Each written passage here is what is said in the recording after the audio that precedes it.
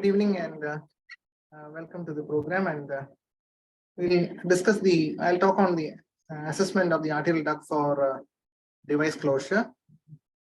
Device closure in the modern era of PDA involves first the identification of the indication for closure, and this is followed by detailed interventional echocardiography to identify the duct morphology, to rule out associated lesions including arch and branch pulmonary artery issues, evaluation of the hemodynamics, most often clinically and by echocardiography and rarely by invasive catheterization. And then we proceed to the selection of the device type and size, and echo can be used for rest of the procedure as well.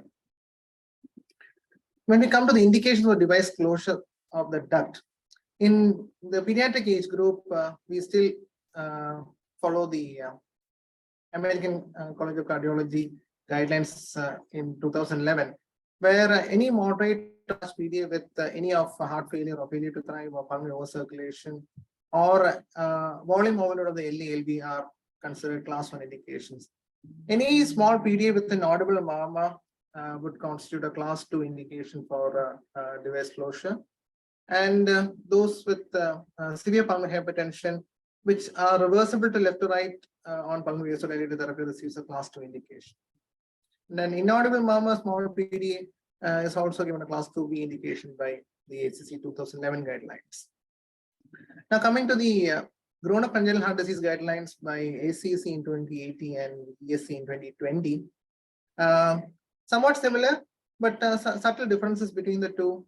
While the American College of Cardiology uses the PA pressures and the pulmonary vascular resistance as a ratio with to the systemic to guide their decision making, ESC prefers the absolute PVR for decision making. So when the PA pressure less than 50% systemic and PVR is less than 1/3 SVR, significant PDA can be closed by class 1 with the class 1 indication according to ACC, while 3 Wood units would be the cutoff from ACC. 3 to 5 Wood units with a significant shunt would be class 2A by ACC, while 50% systemic to more than 50% systemic and PVR more than 1/3 of the SVR will be a class 2B indication. It will correspond to 5 Wood units from the ESC. Now, preterm PDA is an entirely different entity, where the first thing would be to identify a hemodynamically significant PDA in the premature baby. And this is the table given by the American Academy of Pediatrics in 2020, where we identify the symptoms, the hemodynamic significance, the size of the duct, and while surgical indication is the gold standard, there is always the option of the evolving indication of device closure in preterm babies as well. The basic transthoracic views for assessing the arterial duct would be the ductal view, parasternal short axis view, and the suprasternal view. The ductal view is obtained by positioning the probe in a sagittal plane with the pointer facing towards the head of the baby. And this is how you get the ductal view, where the long axis of the PDA is imaged, and you can see the ampulla and the narrow PA end of the duct as well. Now, if we rotate the probe by 90 degrees, we get the high parasternal short axis view, which helps us image the cross section of the duct, including the PA end, the narrow end of the of the duct, which is often used in sizing the duct. Another important view is the suprasternal view. First, we image the arch by following the course of the aorta from the ascending aorta to the arch and the DTA by a 45-degree tilt of the probe. This is how the arch would be imaged in the suprasternal view, the long axis of the aorta. And then when we make it into a sagittal section, we get the long axis of the PDA, the suprasternal ductal view, a modification of the suprasternal view. And the suprasternal ductal view is particularly useful in imaging ducts which originate from the undersurface of the arch, as in this case.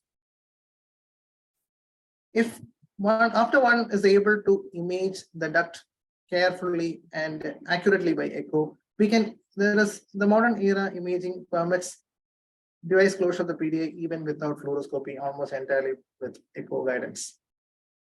One should be careful to look for tubular PDA where the difference between the aortic ampulla and the PA end is not significant, and in which case sometimes the duct can be expansile, and we should identify the maximum diameter of the duct before proceeding with device closure to limit the risk of embolization. Aortic angiography still holds relevance in the modern era, especially with complicated ducts, as shown in these angiographic still images. Sometimes we can avoid the arterial route, and the aortic, the angiography can be done from the venous approach through the pigtail passed across the duct. And in select cases, once the morphology is clear, this step of using the pigtail can be changed to hand injection from the Mullen's sheath. Large tubular hypertensive ducts need careful evaluation because besides identifying the pores and the morphology, sometimes one might need to do hemodynamic assessment, including balloon occlusion, as shown in this case. And the device closure with long tubular duct will also need careful selection of the device. Some of the devices would be which will fit into the length of the duct, as shown in these instances. So, in short, one should identify the morphology of the duct, and the available gamut of devices are listed in this slide. So, once we identify the morphology, we can choose an appropriate device for the morphology of the duct. And sometimes you may get tortuous ducts from the undersurface of the arch, as in this case, in a postoperative tetralogy of Fallow, wherein in an adult sometimes we require a railroading of and choice of alternate arterial approaches to cross the duct, like in an axillary approach, which was required in this case. And always look for associated lesions before proceeding to close the duct.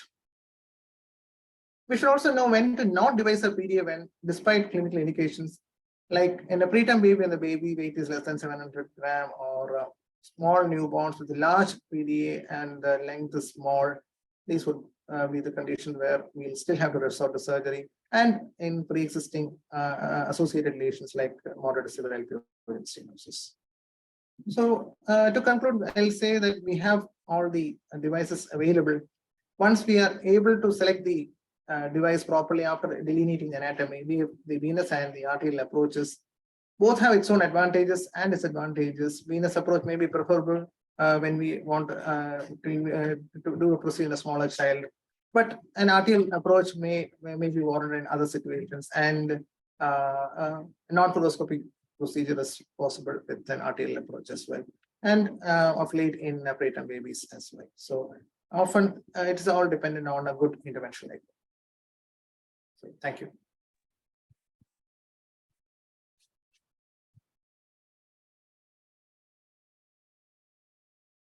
Thank you, Dr. Arun, for that informative talk. I have one question to you. And what is the risk of when you do arterial angiography?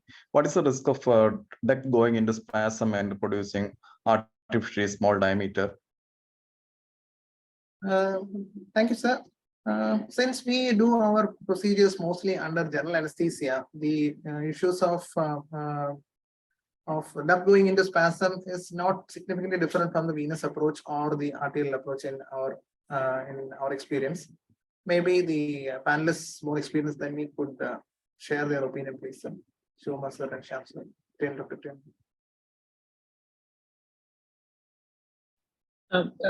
Arun, actually, this concept of this ductal spasm is a relatively rare entity. It's not so common. It's occasionally seen.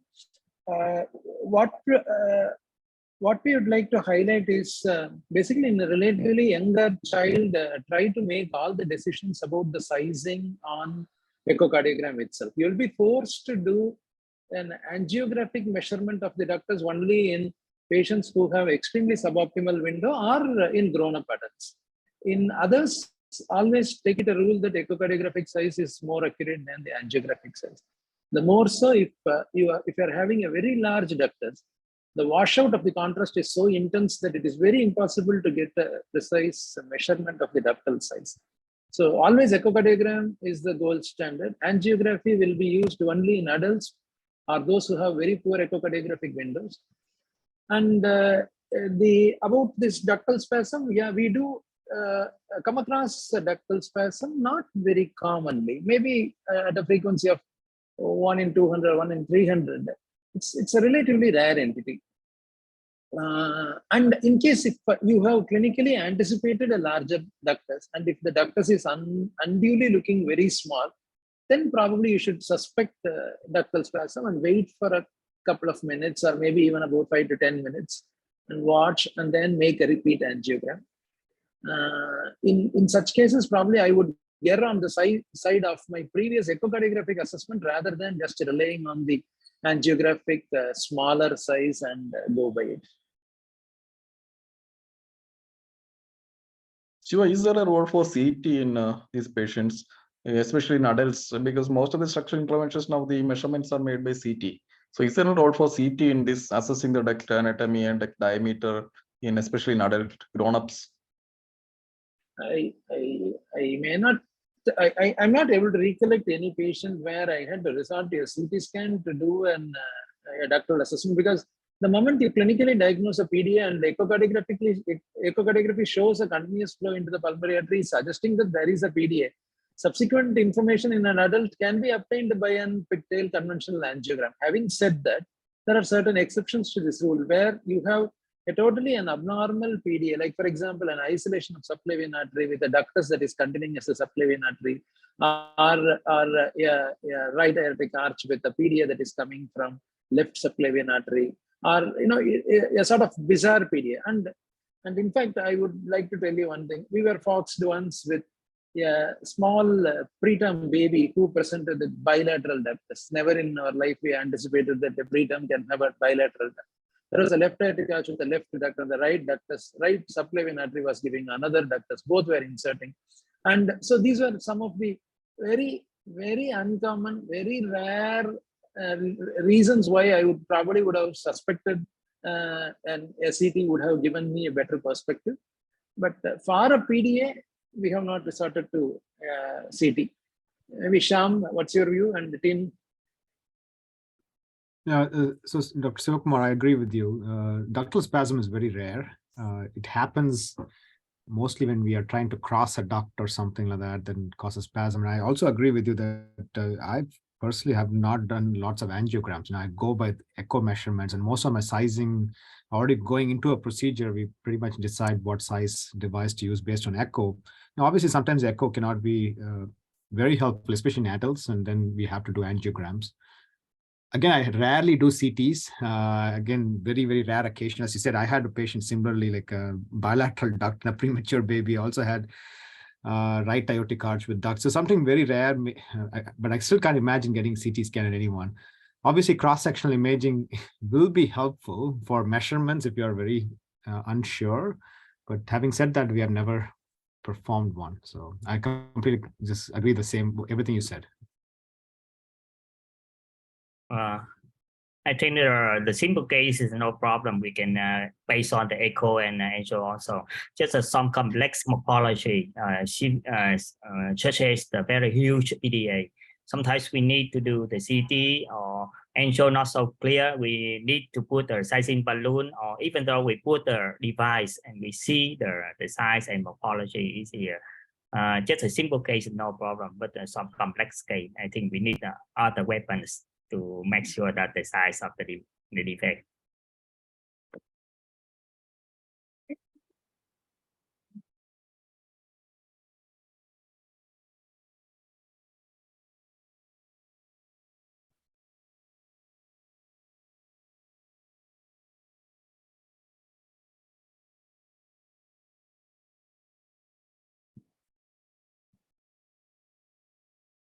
Thank you, Dr. Arun, for that informative talk. Next, we'll move on to Dr. Shyam for his talk on preterm PDA. Dr. Shyam is an expert in especially in preterm PDA with a lot of experience in this field. Let us hear from Dr. Shyam. Thank you so much. Thank you, Dr. Krishnamurthy and Dr. Gopalakrishnan for introducing me and allowing me this honor to present in this forum. So today we're going to talk about closing the preterm arterial duct.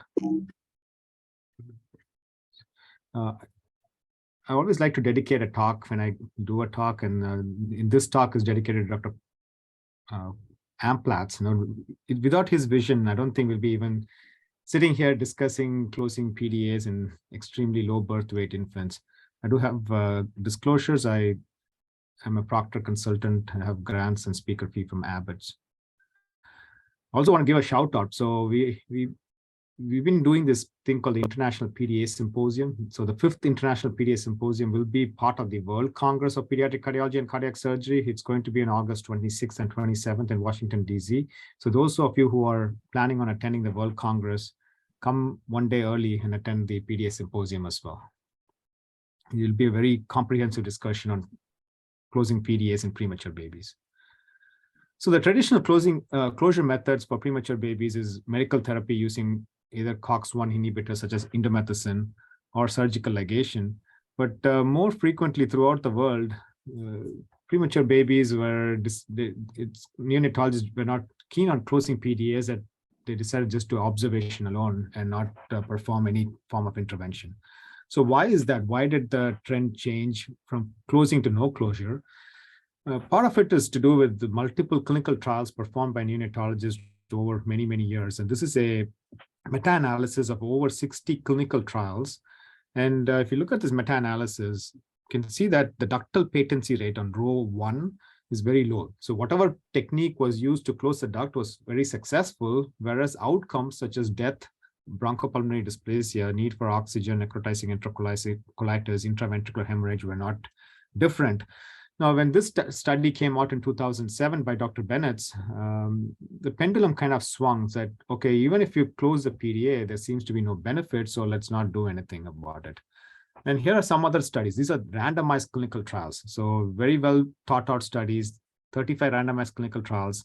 22 clinical trials showed no difference in mechanical ventilator days or oxygen use. 3 trials showed no difference in blood gases. 7 trials reported higher oxygen requirement and more surfactant use and longer need for mechanical ventilation if surgical ligations were performed.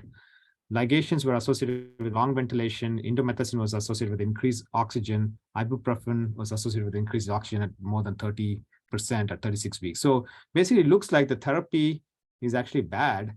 So the pendulum was completely swung to just do observation. And I've been in this field of extremely low birth weight baby PDAs and transcatheter PDA closure. How did it begin in low birth weight babies?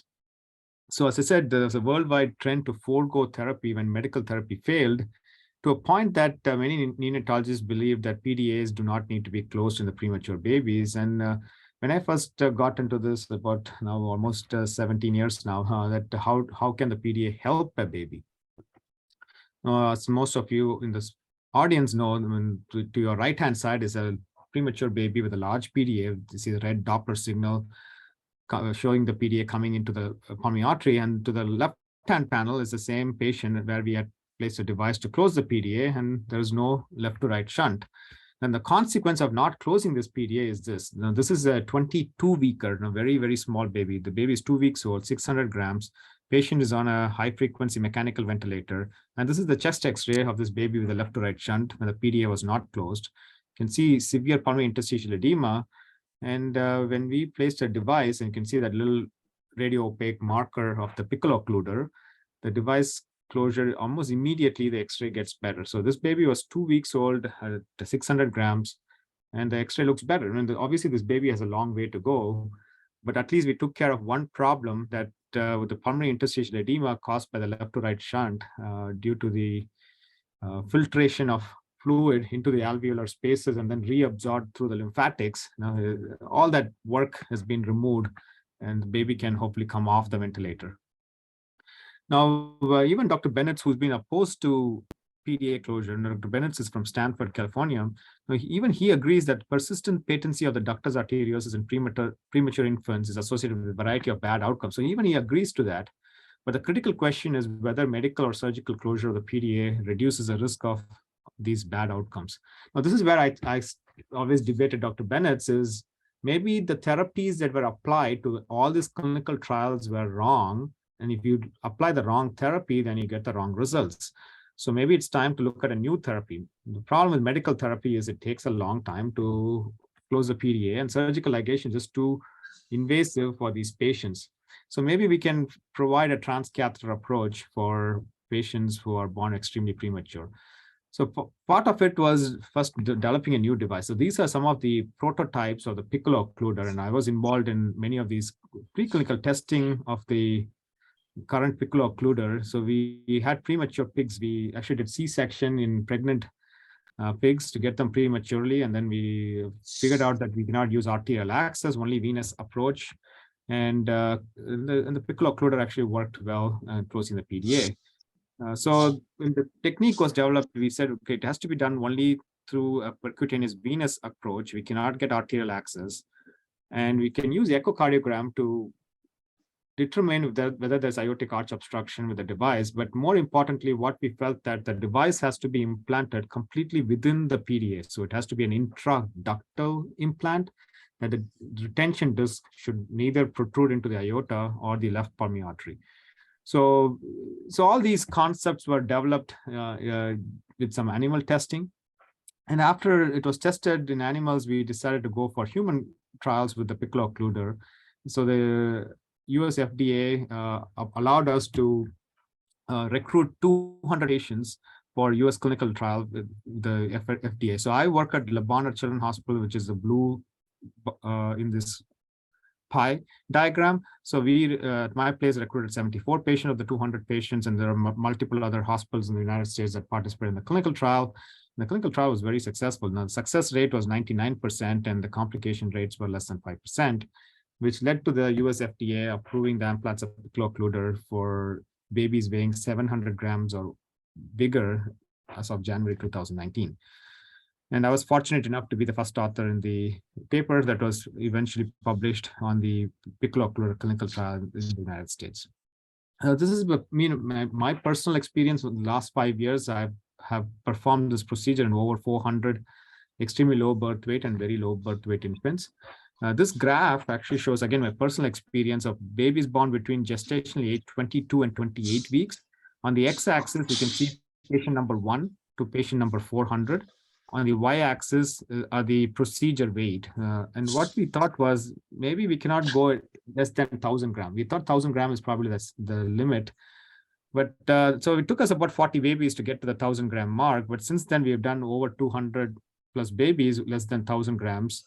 And more recently, so when we got to about 300, close to 300 babies, we decided let's not do these procedures in the cath lab. Let's go to the bedside and do echo-guided closure. So we performed some echo-guided closure in the cath lab for about 30-some babies, and felt that we could potentially do this echo-guided in the neonatal ICU. So more recently, in the last almost 80 babies now, that we've been doing this echo-guided closure in the neonatal ICU.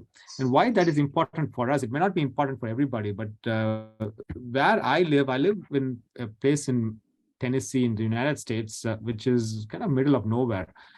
We have to get babies from very, very far distances. For example, some of these sites are over 500 miles or 800 kilometers, and they have to take these small babies on a aircraft and transport them over such long distances. And they come to us, and it takes us 10 minutes to close a PDA, and then they had to transport these babies back, which is a big problem because it takes a lot of resources and there are increased risks to the patient. So we felt that going to the bedside using echo to close these ducts will be helpful, so that we can now travel to all these outlying neonatal ICUs, which are so far away that for us, we felt this is the best approach. Again, I do not insist that everybody do this. At least if you're starting a program where you're closing PDAs in extremely small babies, do not try to go to the bedside with echo guidance right away. So this is, again, a personal experience. So we did 276 babies in the cath lab using what we call a conventional technique. The gestational age median was 25 weeks. The age was 29 days. The median procedure weight was about 1,000 grams. And the procedure is pretty fast, about 32 minutes in the cath lab, and 100% success, and the complication rates were less than 2%. As I said, we did about 32 patients in the cath lab, but without using fluoroscopy, just with echo-guided closure.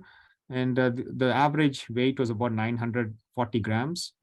Procedure times were pretty much the same, even though we used echo-guided closure. Success rate was 100%, and we had one complication.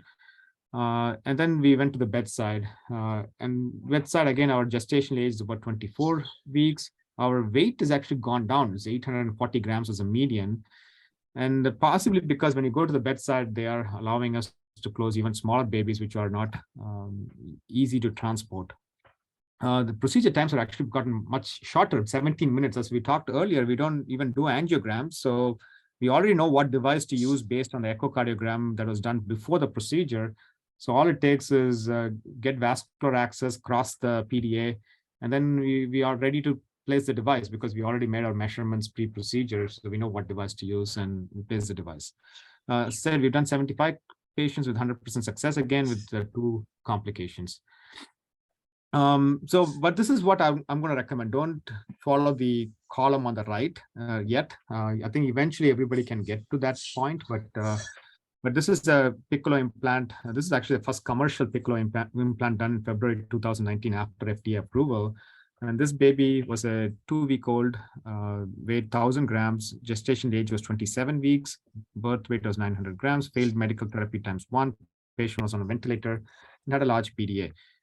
So the procedure was, as I said, this is the first commercial piccolo implant in the world. You can see on the echocardiogram, there's a large PDA, which is the red color Doppler signal. And here is how the procedure is performed. This is done in the cath lab with fluoroscopy. So I use a 4 French sheath in the right femoral vein and use a 4 French angle glide catheter and a 035 Woolley wire to cross the tricuspid valve and the pulmonary valve.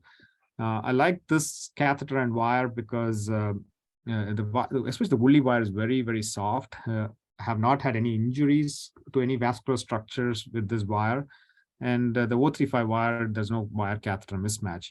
What you can see also on the lateral fluoroscopy is there is a probe, either an NG tube or a temperature probe in the esophagus, which usually lines the aortic end of the PDA. And this patient also has another line. This is actually a PICC line, which is a peripheral inserted central line that's through the upper extremity. The tip of it is an SVC. So these 2 markers are very helpful on the lateral fluoroscopy because usually the PDA is between these 2 markers. And on the echo, you can see that the wire is across the PDA here. In those days, this is 2019, we used to do angiograms. Here's an angiogram performed for the duct and make measurements of the duct. Now, the narrowest here was 3.3 millimeters. We choose to use a 4-2 piccolo. And again, you can see that the PDA is definitely between that temperature probe in the esophagus and the PICC line in the SVC. So if you have these markers, all you have to do is now land the device between these 2 radio opaque markers. So here's the device closure itself. You bring the piccolo occluder through the delivery catheter. You kind of line up to the temperature probe. You know that you just have to be slightly anterior to that, but slightly posterior to the PICC line. So that's lined up. And then I use echo to confirm that the aortic arch is unobstructed. So here you can see that the color Doppler pattern has no aliasing, so unobstructed aortic arch. And here's the left pulmonary artery. And you can see the device close to it, but not obstructive. Once you're confirmed with echo that the device is completely intraductal and causing no obstruction, you can release the cable and take everything out. You don't have to do another angiogram. And then a few things, as I said, it has to be between the temperature probe and the PICC line, and the orientation of the device should be in the 10 o'clock position. If you have a clock position, this is the arm that shows towards the 10 p.m. or 10 o'clock position. And that will usually suggest that the device is in the long axis of the duct. Most of these ducts are what we call hockey stick appearance. So they have a handle and a blade. So the handle of the hockey stick is in the 10 o'clock, 4 o'clock orientation. So as long as the device is coaxial to the long axis of the duct, it's unlikely to embolize. Now, the question is, yes, we can close the PDA, right? We've shown we can close the PDA, but the neonatologists are still concerned that there is no evidence of benefit for closing the PDA. So we recently did this study. It's still unpublished, but it'll be present in abstract. So I'll show this study. So this is a single center study between 2017 and 2021. We used infants born between 23 and 28 weeks gestation with a birth weight between 500 and 1249 grams. All of them underwent transcatheter PDA closure for a hemodynamically significant PDA. And we define hemodynamically significant PDA as a size more than 2 millimeter on echo. And there has to be diastolic flow reversal in the descending aorta on Doppler. And all these babies are mechanical ventilation and oxygen support. So what we did was, when the patient was referred for a catheter-based closure, we kind of used this calculator by the Neonatal Research Network. This is a network of neonatal ICUs in the United States. And they have this calculator called a BPD estimator. So you can estimate what the chance of a baby developing BPD. For example, let's say a baby is born at 24 weeks and weighs 600 grams at birth. It's a male child and it's a white ethnicity. Let's say baby is 21 days old and the baby is on a high frequency ventilator and requiring 80% oxygen. Now that's a very, very high risk baby. So sorry, this video just played again. So this is a very high risk baby. And in this baby, as I said, that the baby is 21 days old on a high frequency ventilator, 80% oxygen. What this calculator does is it gives you the probability of this baby's having these outcomes. Outcome of death is 24%. Outcome of severe BPD is 32%. Outcome of moderate BPD is 38%. Outcome of mild BPD is 5%. And outcome of no BPD is just 0.2%. So this is a very high risk baby. Okay, let's say this baby is referred at 21 days for PDA closure. So I'll make this calculation and say, okay, this is the estimated outcome for this particular baby. Now let's follow the baby prospectively and see what actually happened to the baby.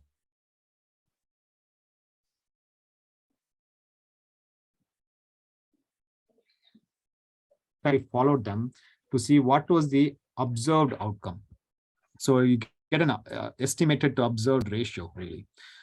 So the median gestational age of these 130 babies was 24 weeks, the birth weight of 700 grams, procedure weight 27 days, median procedure weight was 900 grams. By definition, all of them had hemodynamically significant PDA. All of them are on mechanical ventilation, 29% on high frequency mechanical ventilation, and very high oxygen support. What we found out was for this entire cohort, the estimated risk of mortality was 14%, whereas the observed incidence of mortality was 5%. So, which was statistically different. There's no difference in rates of severe BPD, moderate BPD, or mild BPD, but the rate of no BPD, the estimated risk was 2%, whereas the observed incidence of no BPD was 20%. So we've actually made a 10-fold increase in the BPD or decrease in BPD rates, if you want to call it. And by a logistic regression model, we found that if the transcatheter PDA closure is done more than 28 days of life, which is after 4 weeks of life, then that was the only significant predictor for death or severe BPD. So if the transcatheter closure was done late, that predicts a higher chance of the baby dying or having severe BPD with an odds ratio of 3.7. So the same results, if I express them in a graph, so the observed rates of these outcomes is in the blue bars and the expected probability is in the red bar.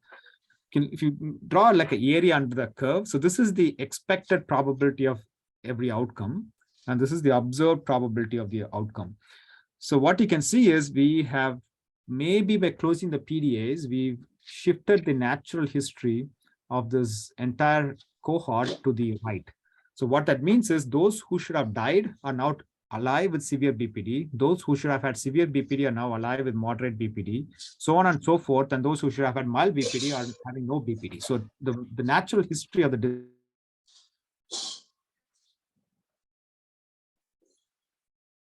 Sembrova, he is a neonatologist who worked in the Czech Republic and in Prague, in Czech Republic and in Dublin, Ireland. So in this study, they looked at, if we do not do anything to these babies, what are the probability of the PDA spontaneously closing. So and he divided them based on the gestation age, less than 26 weeks, 26, 27 weeks. And what you can see is if you're born less than 26 weeks, the probability of spontaneous closure is very low. In fact, more than 50% of these PDAs are open beyond 2 months of life. So I'm going to draw a line at the 10-day mark, because I think the first 10 days, the spontaneous closure rate is still fairly high. So we do not have to perhaps do transcatheter closure. I'm going to draw a line at the 30-day mark, because we talked about beyond the month of life, there are consequences. I'm going to draw a line at the 50%. So perhaps we can target babies who are in this box. So these are the babies in this green box. These are babies born less than 26 weeks. The spontaneous closure rate between 10 and 30 days is very low. So maybe we should target them and close the PDAs what should I say, as a planned procedure. One can make an argument if you're born more than 26 weeks, between 10 and 30 days, if the duct is open, maybe you can consider closure. But what we do not want to see is all these babies in this yellow box. Beyond 30 days, if the duct stays open, there are consequences, and that's what our study shows. So in summary, transcatheter PDA closure is feasible in extremely low birth weight infants. It is a definitive therapy, unlike pharmacotherapy, which may take weeks and may not be effective at all. It is definitive, just like surgical ligation, but there is no cutting or stitching of a baby, so it is less invasive. What we have learned is it is most beneficial to close the PDA in the first 4 weeks of life. Beyond 4 weeks, there seems to be some pulmonary vascular disease that sets in extremely low birth weight infants. I didn't show the second study, which we did, where actually we showed that the pulmonary vascular resistance actually goes up beyond 4 weeks. Honestly, the earlier the better. Many studies shows that if we close the PDA within 10 days, then the chance of BPD actually goes down very significantly. Early PDA efforts for faster weaning off the ventilator and oxygen support and allows for better weight gain. That's through another study that we did. I did not present that study. And performing transcatheter PDA closure in extremely low birth weight babies at the bedside is probably the best. But please take your time. Do not rush to the bedside. Develop your expertise in the cath lab where you're comfortable with, and then slowly transition this procedure from the cath lab to the neonatal ICU. And again, I want to let everybody know that there is a PDA symposium that we are hosting at the World Congress for 2 days on August 26th and 27th. So if you're interested in hearing more about PDA closure in premature infants, this is just come 1 day early to the World Congress and try to attend this PDA symposium. Thank you so much.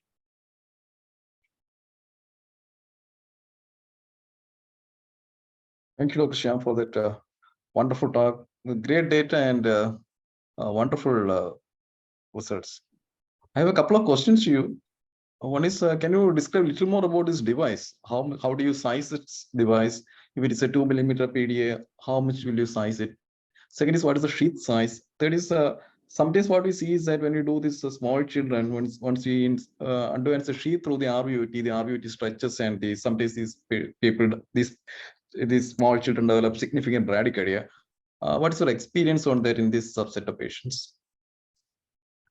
Thank you so much for that question. I'm actually going to share my screen again. I want to show I didn't show this earlier, but this is a sizing chart that I have developed personally just from my experience for just a piccolo occluder, not for any other devices, just for piccolo occluder. What I really focused on is the less than 1,000 gram babies, because the less than 1,000 gram babies is where they are, as you said, they can get hemodynamically unstable during the procedure. What we have done is we made this procedure so simple. And as you see at the bedside, my whole procedure time is less than 10. I think 17 minutes was average.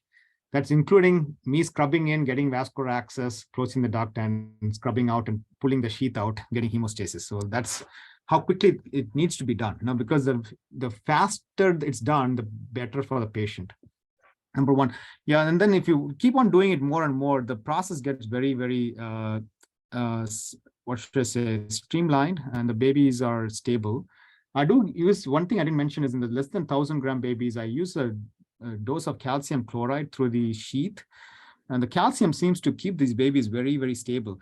My theory is that these myocardium are so calcium depleted that when you try to put a stiff delivery system through these hearts, the heart function goes down because the tricuspid valve stays open. There is kind of wide open TR, and there's right to left shunt across the PFO, and they desaturate and the function goes down.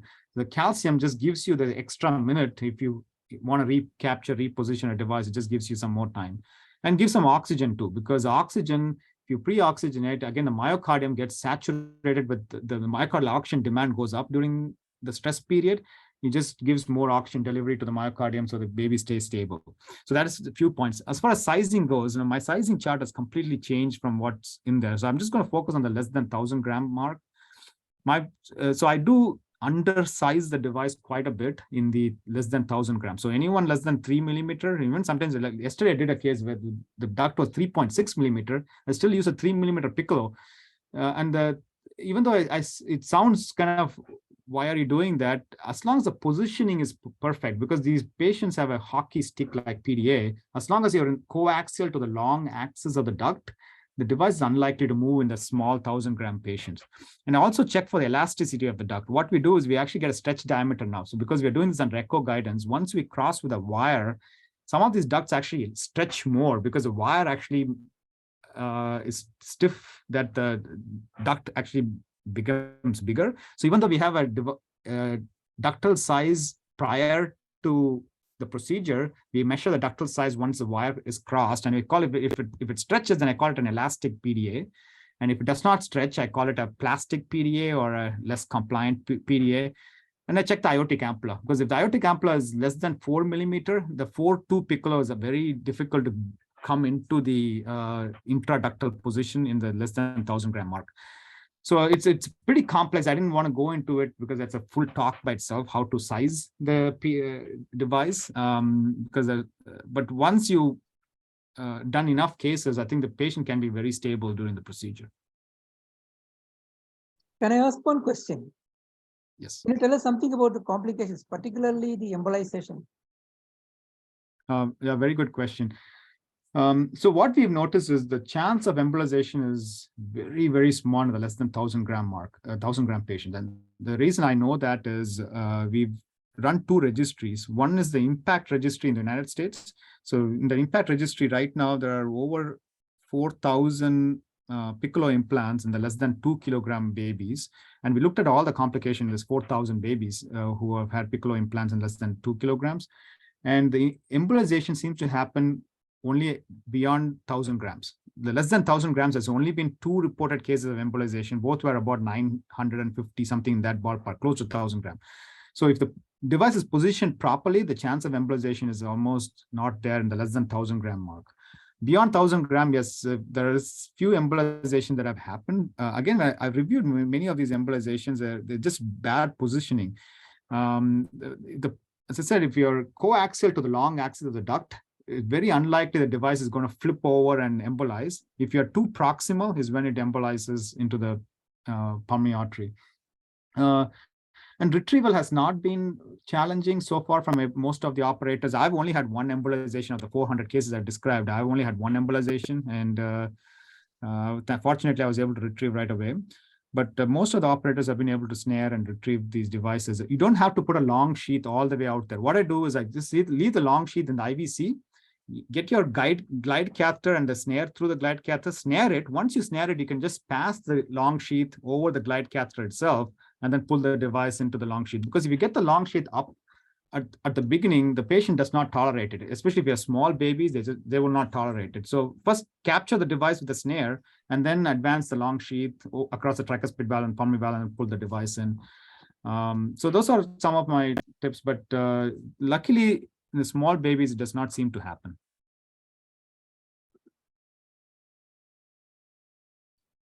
Shyam, that was a wonderful talk, Shyam. I mean, I have heard it many times, and it is another occasion to hear.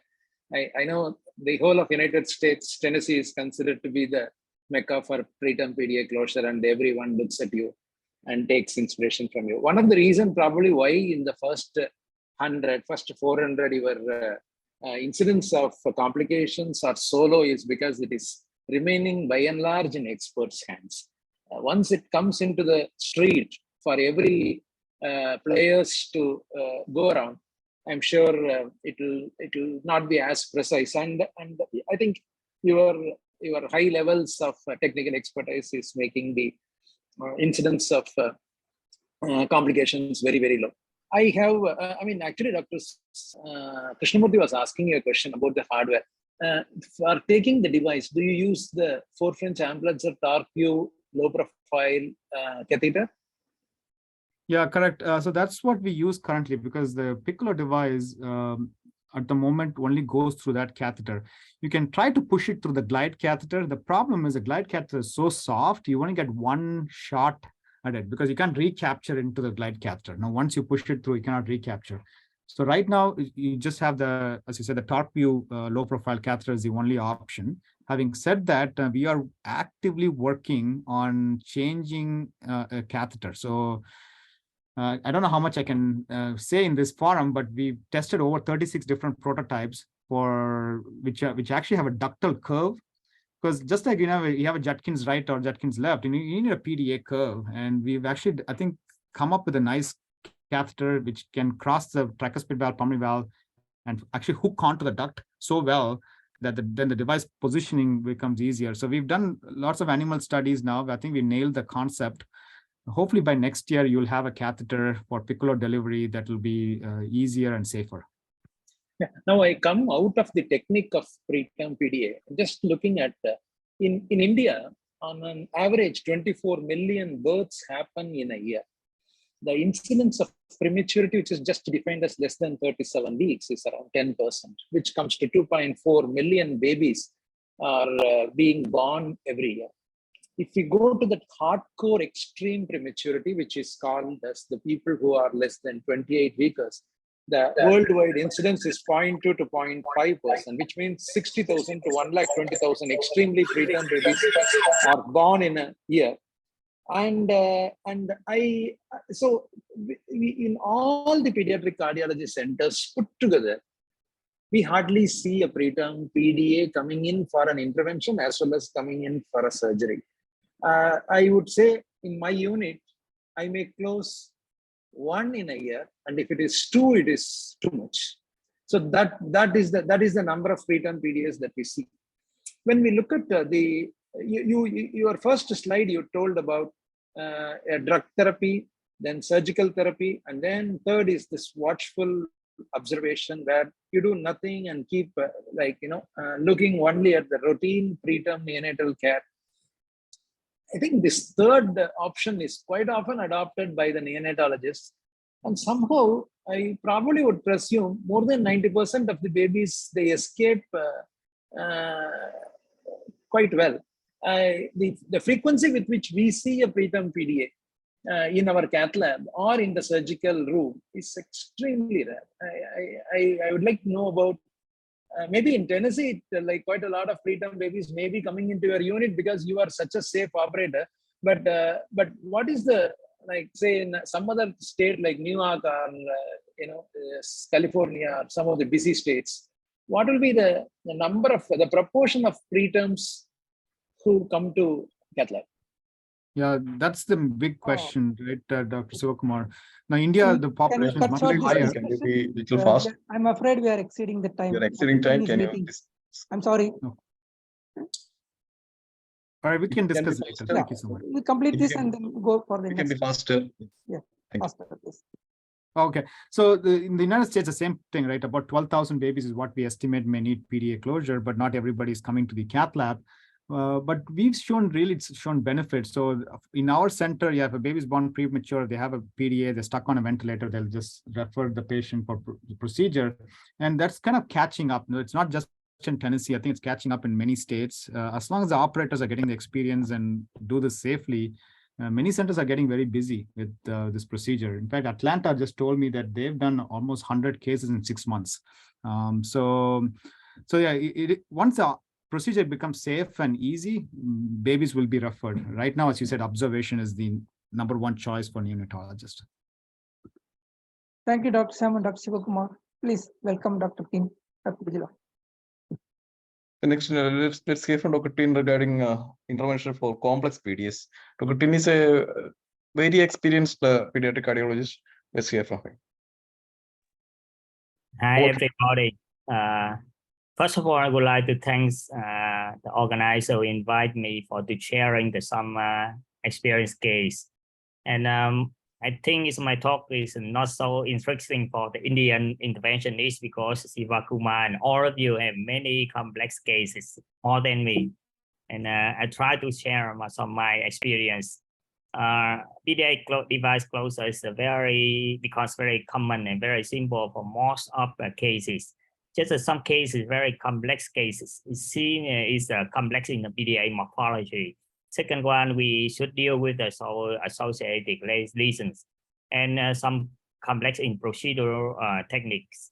Let me start with a small baby, not a premature baby. The small baby, less than 5 kg, because the diameter of descending aorta is very small, and the risk of device protrusion into the aorta is very high. In this case, very small baby, and you see, even though the PDA is small, I put the ideal one, the smallest one, 6/4, but you see the coaptation with the pressure gradient through the descending aorta. I change to the coil. You see the smaller device and device easily slip into the pulmonary artery and cause an LPA obstruction. And it's very not easy. It's for device closure in the small baby with a large PDA. You see small baby and put the PDA almost 4 mm. If we choose the smallest one, so coaptation. And I changed to use the other device, so-called the modified device. And I prefer to use the vascular plug. Plug one is the best method. It's my case, 4 months old, body weight 4. The patient came to hospital with a heart failure, echoes very large PDA. And you can see the PDA is very large and long, the PDA about 5 mm, and the very long of the PDA. As mentioned, I cannot put the ideal one because the length is not enough. The retention is big enough, too big for the small descending aorta. And I prefer to use the vascular plug one. You see, at the first extent, the device obstructed almost descending aorta, but I recapture and adjust the device inside the PDA, similar to Shyam mentioned about all the devices inside the PDA, and you can see we can get a good result. And other same issue for the small baby and long and large PDA, put the coil, but totally the coil inside the PDA, and the device can be stable due to the radial force of the device and a little bit oversized, but make sure that all the devices inside the PDA. Another case, PDA sputum, as mentioned, is not much, but in my center, I met very often. In this case, almost very tiny and small PDA. But how can I recognize? I put a steep Y and do angio again. You can see, compare the previous and after crossing with the steep Y, you see the PDA is very large. And it's the question is how to size the PDA, and device selection is not easy. In this case, some cases, crossing the steep Y is still small, but you can see when I put the coil, I think it's small, but the coil easy to slip to the pulmonary artery, and I change to use the ideal one, but a little bit oversized.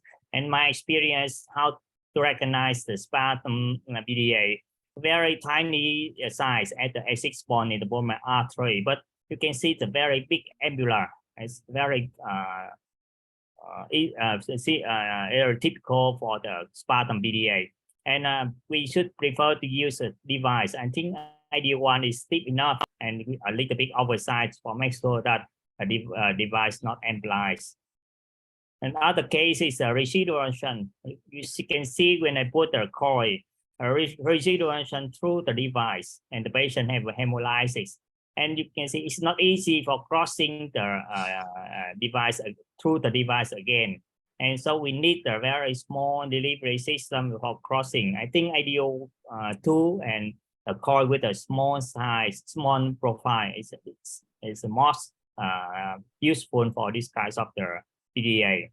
And some other the case, residual shunt is very difficult. You see, I put the device, but too much residual shunt, and I try to cross again with a micro catheter. With a micro catheter, I can putting the some microcoil inside, and you can see before and after the coil inside the previous device, the residual less and disappear. And this case, very interesting case. You can see I put the vascular plug. You know, vascular plug 1 is a no fabric membrane inside. It's a high risk for residuation. After 6 months, the patient is high residuation. I also the same way. I put some microcoil inside. You can see 1, 2, or some. I think the too many microcoil inside, and I think it's okay now. And I send the patient back home, and but 6 months later, the patient came back to the hospital with still residuation, even though too many coils inside the vascular plug. And what should I do? You know, the second attempt is not easy for crossing the residuation through the device, the first device, and too many coils inside. I try to cross the device by the coronary wire and use snare to catches and use a balloon, or try to advance the delivery system for French. And I try to use IDO 2 3x4 smallest one for cover, and you can see it's the last results very excellent, no residuals anymore. But some cases it's not easy. This case I mentioned, you should use the CT or other weapons to make sure that the size and the morphology of the PDA. This patient is 11 months old, the body weight 7, not too small baby. But after I use MFO device, you see just at first it's almost very small residuation, but after 6 months, the patient came to the hospital with a residuation. I think maybe the device a little bit small, and you see I can cross the PDA again with a guiding catheter, 5-frame guiding catheter, and I put the second device IDO2. But you can see still after second device, still residuation a lot, and I think there's some strange here. I try to cross the guiding catheter again, and the third device putting inside the PDA, but the final result still too much residuation. And I think some cases PDA morphology not easy to understand by angiography and echo also. In this case, even though I put 3 devices inside the PDA, still a residuation. I cannot put any more. I send the patient back. The patient still okay, but still residuation. It's a very strange case for me. Other complex case is PDA, is the PDA with associated lesion.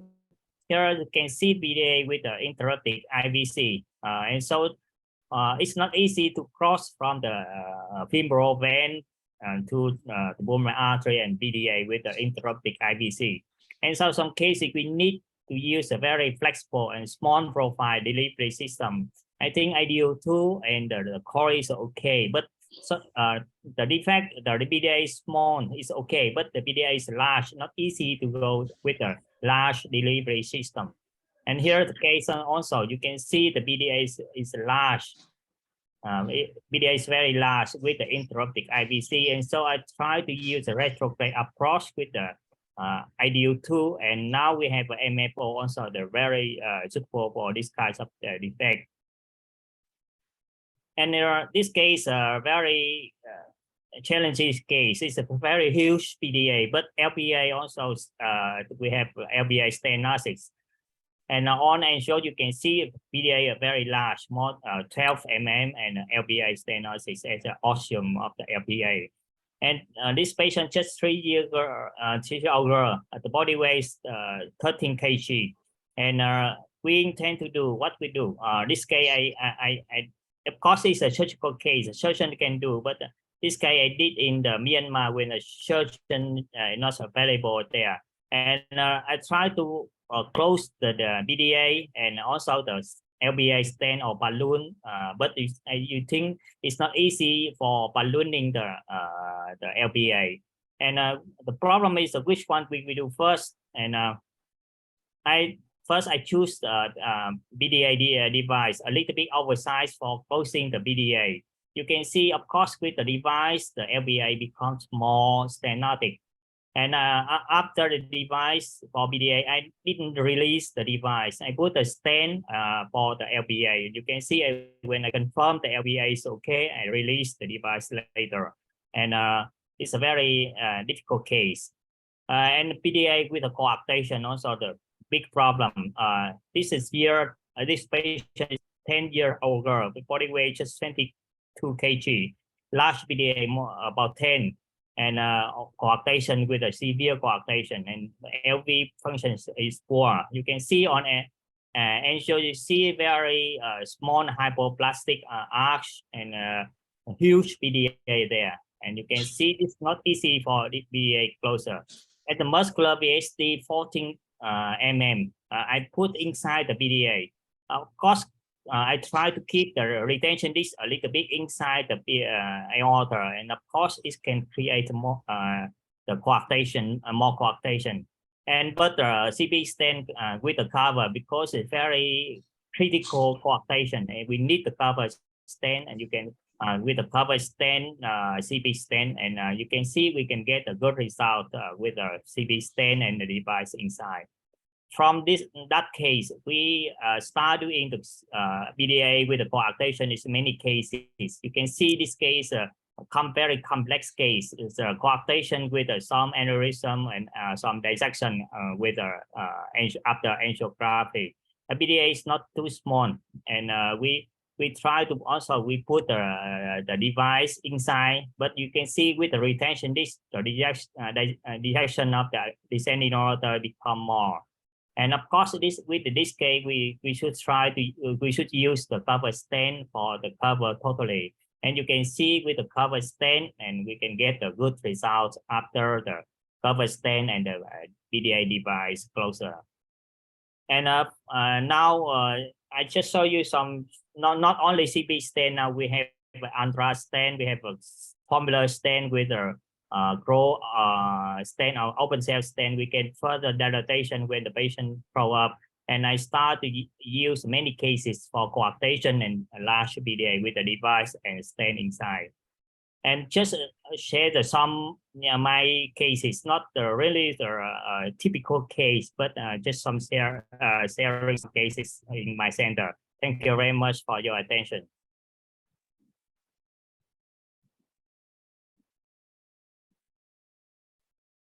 It was an amazing set of cases. I think only you will have this sort of variety. It was amazing.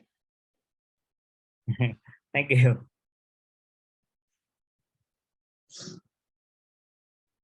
I think due to lack of time, we need to move forward. Let's hear from Dr. Deepa how to tackle the unfortunate event of an embolization. Over to you, Dr. Deepa.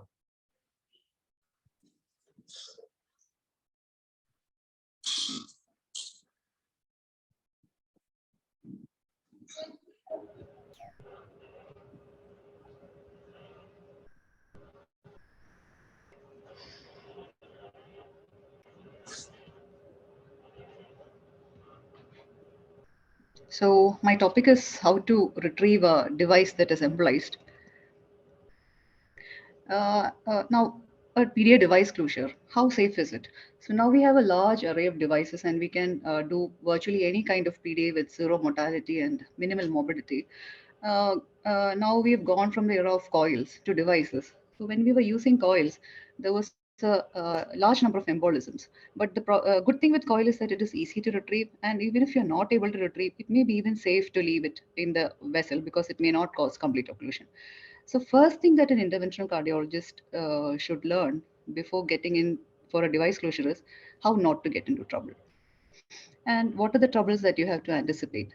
Of course, a major thing is embolization. You can cause occlusion of LPA DTA. You can have a residual PDA with hemolysis. So the most crucial thing when you're about to do a PDA device closure is sizing the PDA.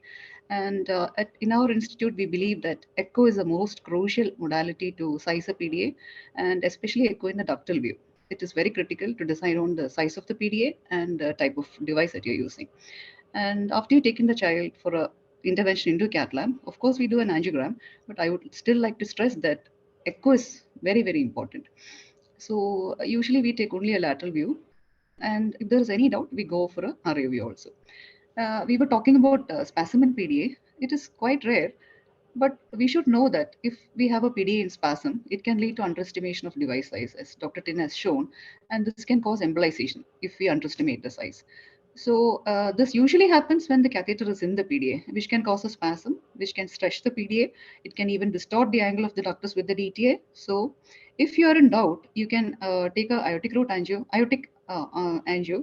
to ensure that there is no catheter in the PDA. So you have to ensure that you don't inadvertently cross the PDA before taking an angiogram. But if it is a large PDA, it may be better that you have the catheter inside the PDA with the holes actually along the length of the PDA to have good visualization. Balloon sizing is not usually done now, but if in doubt, you can go ahead with the balloon sizing. You have to use a non-compliant balloon, place it across the PDA, inflate at low pressure, and pull the balloon back, allowing it to milk back slowly into the PA, and do not use significant inflation pressure. So once you land up with a complication like embolization, you have to be aware of your retrieval devices in the cath lab. You have to be familiar with at least one of them. So you have to have at least 1 or 2 devices in cath lab before you attempt a device closure. So this is the commonest retrieval device that we all know. This is a gooseneck snare, this is a multi-snare, and this is the end snare. I think most commonly used retrieval device is the gooseneck snare. You have varying sizes from 5 millimeter to maybe 25 millimeter. And you also have off-label retrieval devices. When the usual retrieval devices don't work, you can use a biotome. You can use other systems like even a stone extractor. Biliary stone or ureteric stone extractors can be used. You can use lasso catheters, any other retriever. But these are all off-label retrieval devices. And you have to be very, very careful because you're using it in a place where it is not supposed to be meant to be used. So once you have an embolization, first thing is to upsize the sheath to 2 to 4 French, more than that recommended for the device. If you don't want to upsize it too much, like if your embolization has happened in a small baby, you can try beveling of the proximal sheath edge, but you have to be careful of vascular injury. And you have to be beware of snaring the device at the waist, because once you snare at the waist, it may be easy to catch it at the waist, but once you try to take it into the sheath, it may be difficult to release the snare and to withdraw it into the sheath. So always have small snares, like 5 millimeter diameter snares, to catch the screw of the device. That is ideal. Especially in case of ADO1, once it embolizes, the screw withdraws into the device and it may be difficult to snare the screw. So we may have to use biotome or end snare for ADO1, but a gooseneck snare works quite well for ADO2 and vascular plugs. And if the embolized device is in alignment with the vessel, and you have, it's so aligned and the vessel is not very big, then you can even pass the sheath onto the screw, align it, and then you can even rescrew the cable directly onto it, so that you may not even have to upsize the sheath. I'll just show a few examples. This is a large conical duct. We have put in a ADO1 occluder. You can see that just prior to release itself, the device is shifted onto the MP, and immediately after release, it has jumped into the main pulmonary artery. So we have caught it with a biotome, but unfortunately, once it reached the IVCRA junction, we lost control of over the biotome, and it flew back to the right pulmonary artery. We had to snare it out again. So this is a infant PDA, infant with a large PDA. We tried a 1210 ADO1, seemed reasonable position on angiogram, but you can see that it is tilted more to the pulmonary artery than to the aorta. You see that once it is released, it is immediately flipped onto the main pulmonary artery. And within seconds, it has gone to the right pulmonary artery, causing occlusion of the middle branch of the right pulmonary artery. So again, this was caught with a biotome. And the angiogram after that showed the RP is flowing quite well. This device got into the DTA. So we wanted to align this device so that we could screw it back. So we took a venous access, through the venous access, we put put a catheter into the DTA and pushed the device. And to prevent it from going too deep down, we used a balloon to prevent it from falling too deep down. And once we have aligned it, We have passed a sheath, and through the sheath a cable, and we could rescrew it back on. So this is an example of using a gooseneck snare for an ADO2. You can catch it anywhere. So in an ADO2, the ADO2 device is so flimsy that you don't have to be particular about catching it at the screw. Even if you catch it somewhere else, you can easily put it back into the sheath if the sheath is slightly bigger. This is a gooseneck snare being used for retrieval of a vascular plug. Sorry.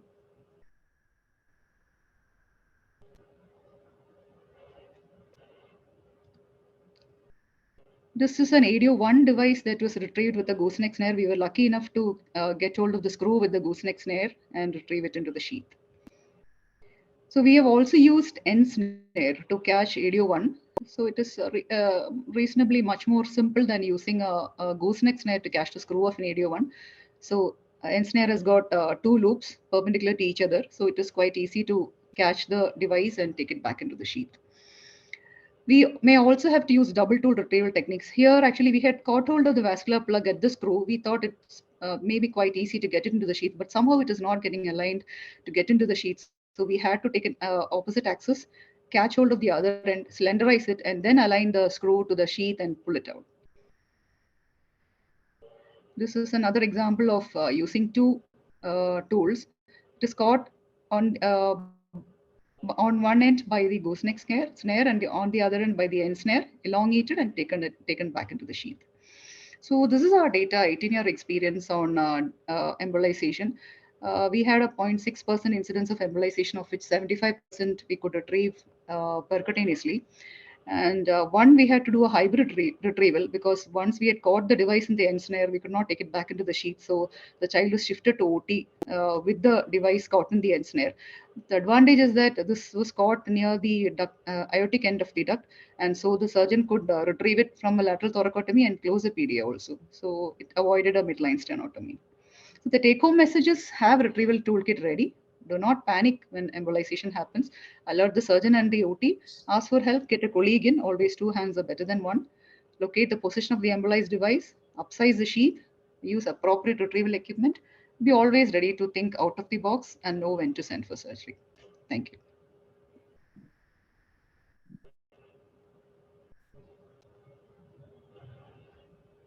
Thank you, Dr. Deepa, for sharing your experience with the. I mean, it's something. Sometimes it's a nightmare. Sometimes. Shiva, can you share your experience in this field? And Dr. Tin also. Yeah, basically, I think Deepa highlighted all the points. Recently, we published our data of risk factors that lead to duct embolization, duct occluder embolization. What we found was duct embolizations device embolizations are more common in the tiniest babies, where especially when you are using the low profile vascular plugs. The reason is Tin was pointing out that a child should be more than 5 to 6 kilogram as the standard indication for a PDA. And when we breach this rule, and when we try to take up a patient who is 2 kilo or 2.5 kilo, and quite often these patients will have a hemodynamically significant, quite a large PDA. And you try to squeeze in an 8 millimeter vascular plug 4 or 8 or a 10 millimeter vascular plug 2. These are very likely to embolize. We published our data. This is now in Cardiology in the young. About the techniques, I think Deepa highlighted all. It was a good talk to hear. I have some experience for retrieving the embolized device. I think the IDO2 vascular plug is not a big problem. We can catch and can retrieve easily anywhere. But the problem is IDO1, when the hook inside the device. And so we use a 2 snare techniques. The first snare, we catching the body of the IDO1 and a little bit higher. And you see, if I can share my slide and show you the technique. What I did there, you can see when we catch the device with the first snare, the hook protrude outside the device, and you can use a second snare to recapture. And this it's my technique at this, and I think ideal one is the most difficult device for retrieving. Just one another point is it's in EduVote 1, it is also, we can try to get the cable back inside the screw end and try to re-screw and then catch it out.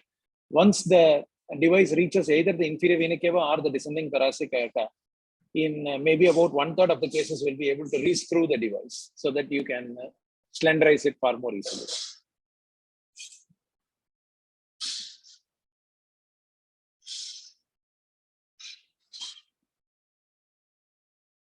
Is there any place, any location where you think the retrieval should not be attempted, or till what time we should attempt to try to retrieve? Could you give any guideline? Any place or any location or any size of the baby where you should not attempt it for the beginners? Yeah, for a beginner, I would say same for surgery. In general, about whenever a device is getting lodged deep into a ventricular cavity, it becomes very tough. If it is sort of lodged inside the apex of the right ventricle or apex of the left ventricle, it creates more difficulties to snare it out.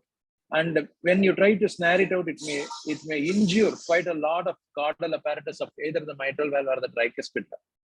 Otherwise, if it is in one of the larger veins or arteries, it should be possible to retrieve.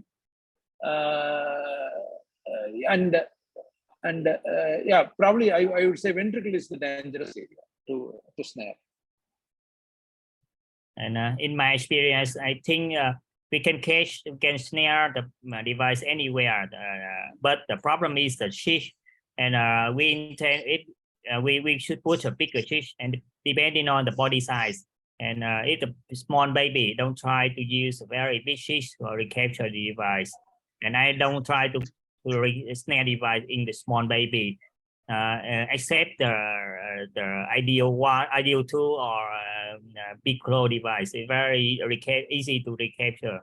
I tried with the 6 or 7 French sheath, but the small baby not easy to put the 6 or 7 French sheaths in the femoral vein.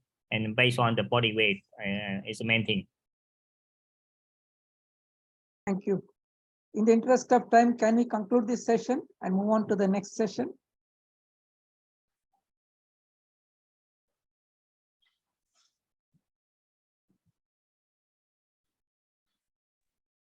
So the next session, we have some case discussions with learning components. Many of them have some decision to make. Some of them have problems, challenges faced. And with the wealth of experience from the eminent persons here, we gain to learn. Case number 1 by Dr. Ankur Handa. Please present.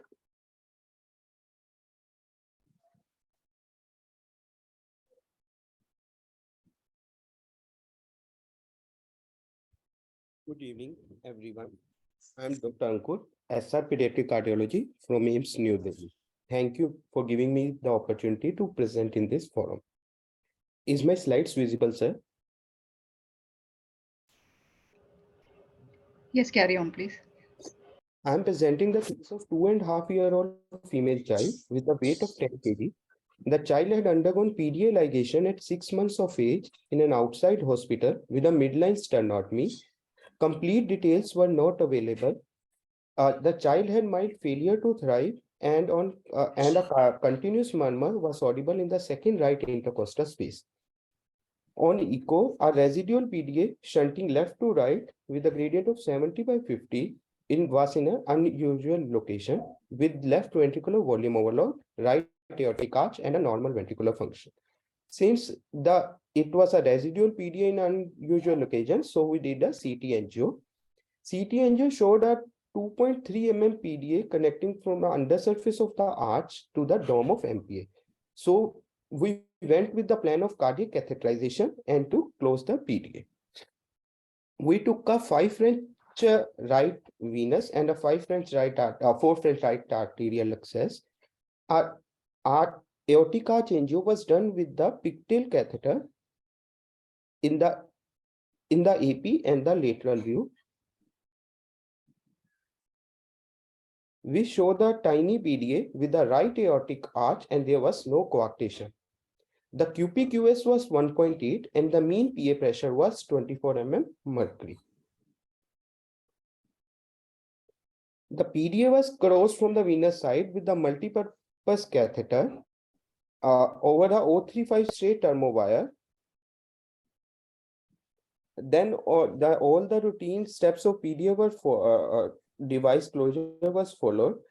We chose a ADO 1 5x4 device. Before the deployment of the device, we did an arch changeover to see, and we showed our device well in situ and there was no residual flow. And after confirming the position on the echo and the fluoroscopic, we released that device. The procedure was successful, but the major question was what was ligated at the first attempt. Yeah. Okay. Shall we? Okay. Can I ask Dr. Sivakumar? Can you tell us whether the right-sided a right arch PDA, is it a different ball game? Do we have a separate angiographic views, separate views? Do we need separate access? Like, is it an axillary access to be done if it is under surface of the arch? Can you tell us? Yeah, basically, in the right aortic arch, ductus can be from two locations. One is from the usual location, that is the proximal descending thoracic aorta. The second one will be, it is arising from the left innominate artery or left innominate artery or the left subclavian artery. Theoretically speaking, in a right aortic arch, still the left side ductus is a dominant ductus, and so there may be more incidence of left-sided PDA in a right aortic arch rather than a true right aortic arch, PDA from the right descending aorta itself. So if this should be possible to differentiate based on echocardiography, and if you have identified that it is from the usual location, the angiographic projections are the same. It's a lateral projections primarily. But if it is arising from the left innominate artery, then it is an AP projection. Now, what is perplexing me is this patient underwent a midline stenotomy and the surgeon tried to divide a PDA. Was a pre-procedural diagnosis made correctly in this patient that it was a right aortic arch and the surgeon was told? Why did he go through a midline stenotomy when a clinical diagnosis is a PDA?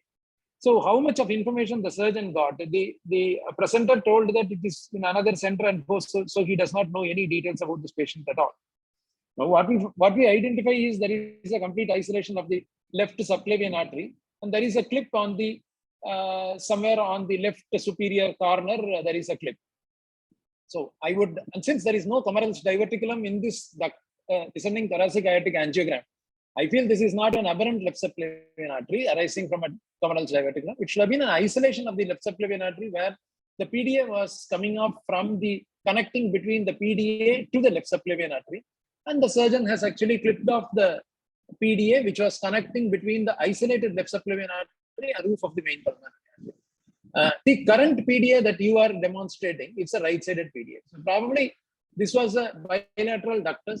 What the operator now this time closed was the right-sided ductus, and what the ductus that was previously divided by clipped by the surgeon was a left-sided ductus, which was basically an isolated supplying connecting to the isolated left subclavian artery.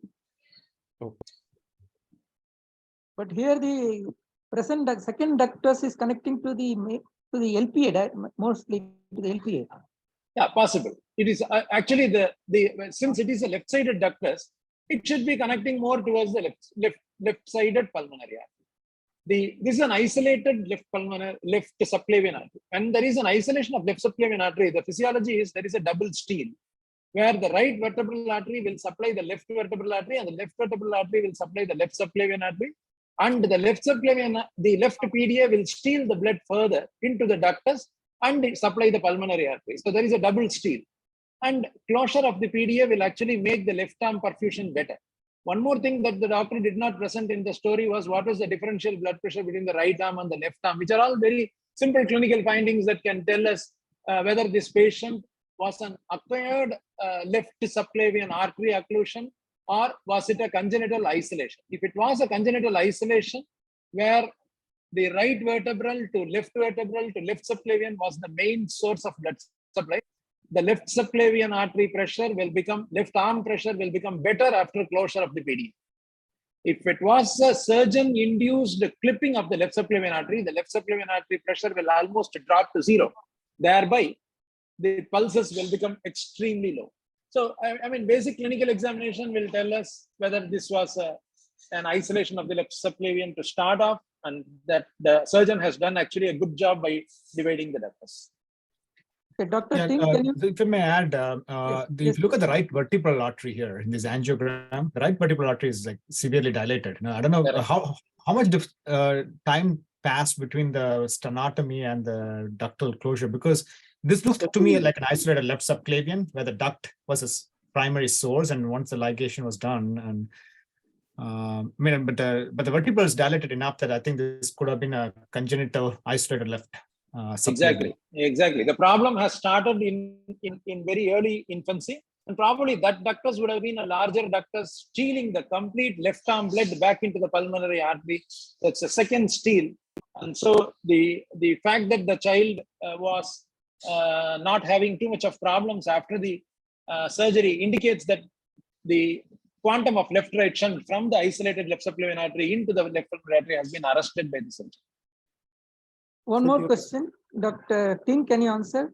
If there is a PDA, left-sided PDA with an aberrant left subclavian artery, will it cause a vascular ring if it is closed with the device? Yeah. Look at the angiography. I think the IB view with you can see the left subclavian and the left face. I think they close the surgeon. They can close the left subclavian ductory. And I think this one, I don't worry too much about the sling or with the device. I will close, but I prefer to use ideal tool for the softer and small profile. It's safer for this case of case. In fact, the left subclavian artery can be seen filling in the late in the. Yeah, right. Yeah, you can see there. Okay. Thank you. We move on to the next case. Dr. Gousia, please present the large PDA in an infant. Yes, sir.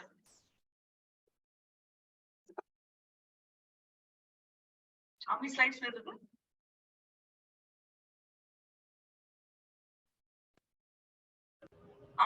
Yes. Go on. Yes. Good evening, everyone. I'm presenting this case of an 11-month-old baby girl weighing 6 kg with a large persistent ductus arteriosus with more than 2:1 with moderate pulmonary hypertension. On transthoracic echocardiogram, we can see that it was a large tubular ductus measuring 8 mm at the pulmonary artery end. And on the aortic angiogram, it measured 6.5 mm at the narrowest end. Although challenging, it was decided to the PDA device closure. A 1210 device by LifeTech was used, and pre-release, the device was thought to be in a stable position, but it migrated immediately to the right pulmonary artery. The RPA angiogram showed that the device was actually obstructing blood flow to the right middle and lower lobes. Luckily, the device migrated with the aortic end facing medially, and we were able to snare it with a 6 French RCA and a 5 mm gooseneck snare into a 9 French Mullen sheath. Post-retrieval, the RPA angiogram did not show any perforations or dissection, so we decided to go for a second attempt with a larger device. This time, a 1614 Cocoon duct occluder was used. And again, the angiogram, the device position was thought to be reasonable, but again, surprisingly, it embolized. This time, we could not snare the device, and we referred the patient for surgical retrieval and duct ligation. This was how the device looked after release and prior to embolization. Thank you. Yes. Dr. Shyam, this question is, please tell us, what device was appropriate? What would have been the appropriate device for this anatomy? Can you show the initial angiogram once more? First. Yeah, because I'm not familiar with the cocoon device, so so I cannot comment on that. It is similar to ambulatory duct occluder, Shyam. There is not much of difference. It's all the same. Yeah. So I would have used a vascular plug too. Now, just looking at our recent vascular plug 2 data, and we've done over 200 vascular plug 2s in PDAs between in this age group. Yeah, based on the angiogram, again, I don't have measurements here. It would have taken maybe a 6 or an 8 millimeter vascular plug 2, but the AVP2 is what I've used the most in such scenarios. Can you tell us whether we could have predicted that the device would have embolized just before release?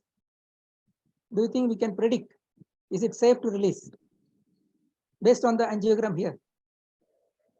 My experience is the tubular PDA. This means the PDA, the wall of the PDA is muscular. It's very easy to dilate it with the device inside. And so I don't think the ideal one is the best option, because the device, the retention disc keep the device stable, but we cannot put a very big device inside the small descending order.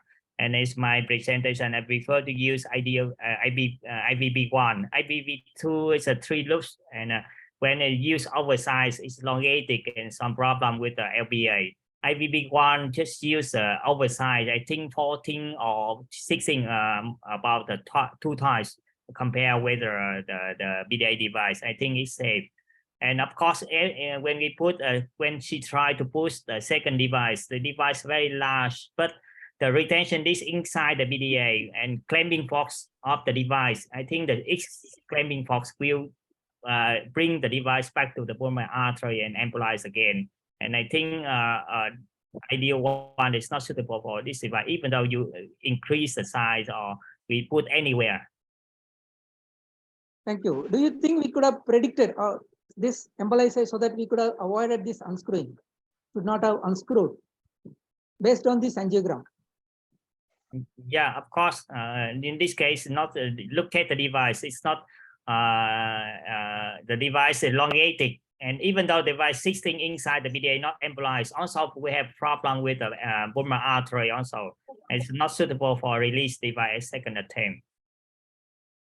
Yeah, the problem is the tubular ducts. The retention disc is not really a retention disc anymore. Now, the only thing that's holding the device into the PDA is the retention disc, but there's not much of a surface area. So yeah, I think the prediction would be like, yeah, you got to see how much contact there is between the device and the duct, and there's very little contact really, just the retention disc, a sliver of disc. Since Dr. Sivakumar has published this data on the embolization, could you assess the risk of embolization before release? I think the aortic retention skirt has been elongated too much, that no longer there is this aortic retention skirt is now looking like more like a vascular plug. It has been like made so small, probably too much of traction on the cable. I would like to revisit the echocardiographic images, take a precise sizing, identify the correct size of the duct occluder, use less of tension on the cable. Yeah, especially in this RAO view, you can see that the cable is actually pulling it towards the RV anterior wall. So there is a lot of tension on the cable. The cable is probably a very thicker cable. It looks like it may be one of the 6 French cables.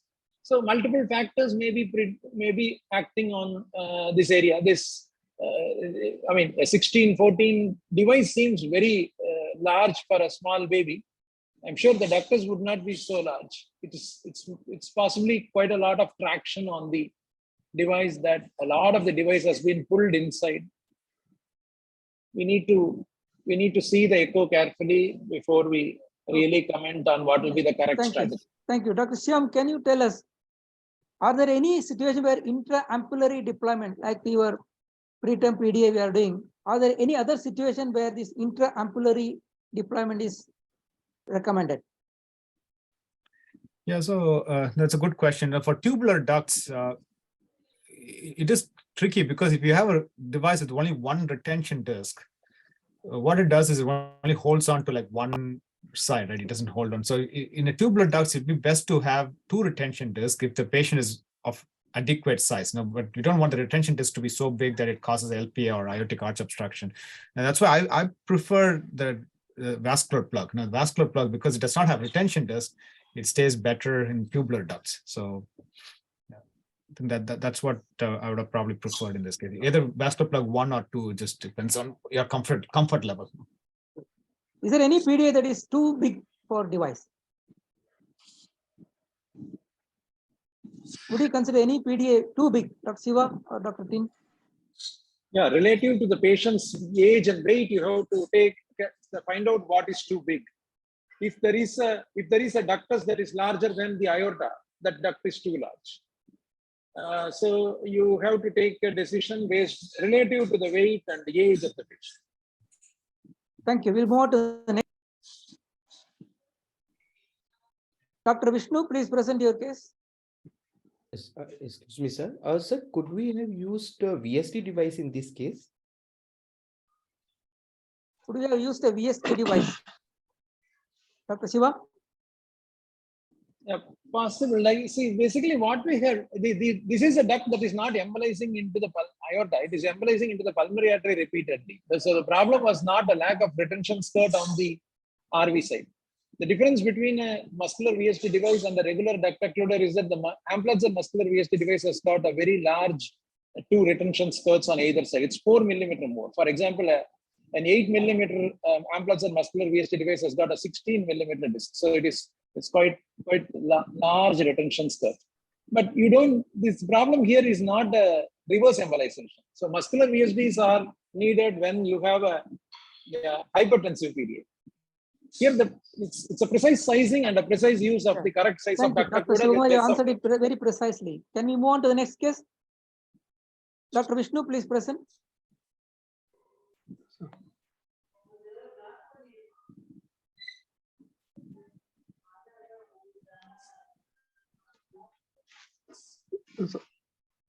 Good evening, respected faculties and colleagues. I'm presenting a case of hypertensive PDA and its decision making in management part of that hypertensive PDA. Our case, the case is presented from Madras Medical Mission, and this is a 20-year-old large hypertensive PDA diagnosed at the age of 14 years of age, and he lost a follow-up after that.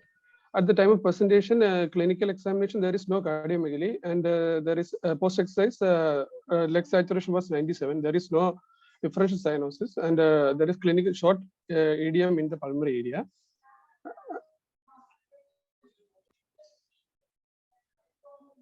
The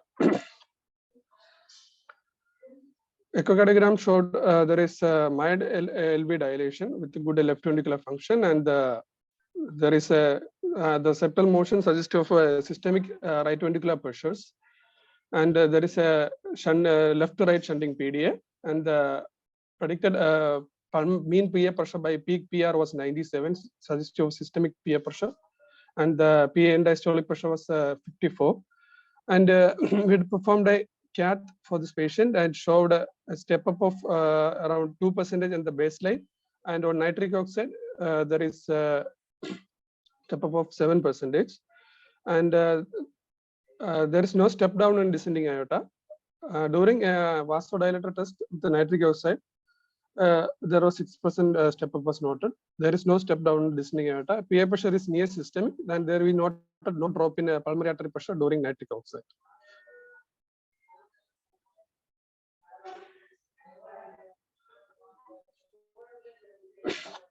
And the hemodynamics showed there is a systolic and diastolic equalization of the PA pressure, and with oxygen and nitric oxide, this failed to provide any fall in diastolic pressure.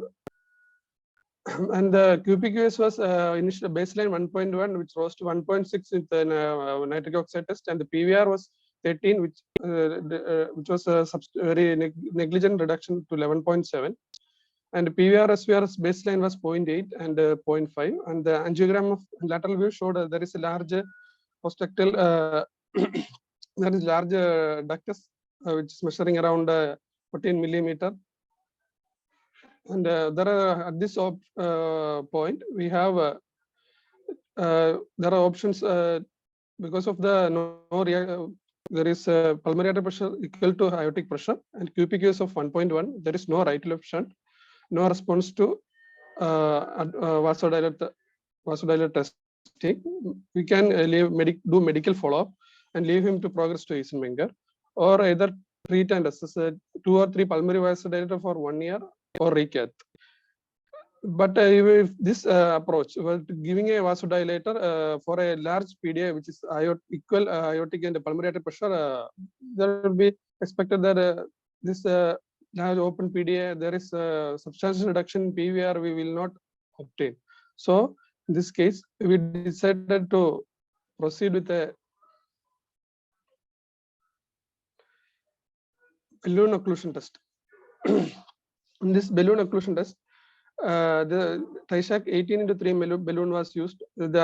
We occluded the PDA completely without occluding the aortic flow. There was no gradient across the balloon occluded segment in aorta, as well as normal flow in the pulmonary artery. And in that, we got a substantial reduction in the pulmonary artery pressures, but with systolic 19 with diastolic 32 with mean of 46. At this point,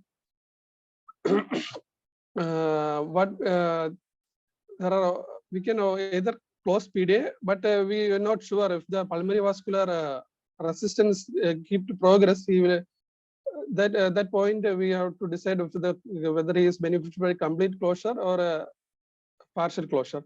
But there is a chance of a progression of the pulmonary vascular disease. We decided for a partial closure by fenestrating a device and fenestration of the PDA device. We have described the novel method of creation of fenestration in a nitinol occluded device by Dr. Sukumar sir in 2016, and we did a fenestration device closure using a 18 millimeter muscular VSD, which was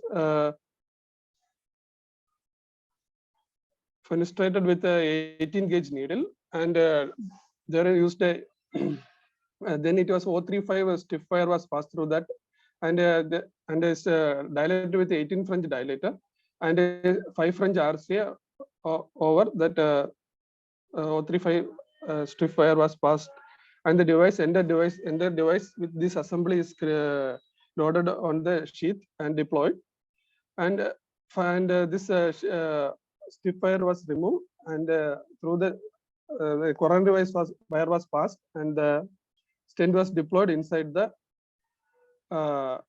device, and this was 6 mm renal stent, and this is the en-face view of that device, which was fenestrated,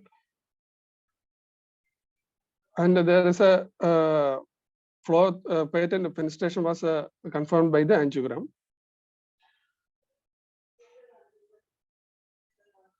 And on follow-up after 6 months, this patient having there is subtle position such as subsystemic PA pressure, and there is a patent fenestration with the stent in situ, and there is a left to right flow across the stent, and in the follow-up there is a PDA gradient of peak 55 with the end diastolic of 36, and the patient is on ampersand and tadalafil and thank you, Dr. Vishnu. Pressures have come down. So now yes, I'll ask Dr. Tin. Can you tell us what are the indications for balloon occlusion to assess the hemodynamics in this large PDA? Dr. Tin, please. Yeah, we normally we always do the balloon occlusion test for this kind of patient, and of course when we do the balloon occlusion test, we just measure the pressure in the pulmonary artery and the descending aorta, and if the pressure gradient between the descending aorta is higher higher, and we can try to close. would a balloon occlusion be better or a device occlusion be better for hemodynamics? I think the balloon occlusion is better because we need to measure also. We need to measure the size of the PDA also, and the balloon sizing is better. Okay. Dr. Shyam, can you tell us if the pressure rises on balloon occlusion, do we still go ahead with the device closer? This is an innovative approach to a very classically inoperable case. Do we still go ahead if the pressure rises on balloon occlusion?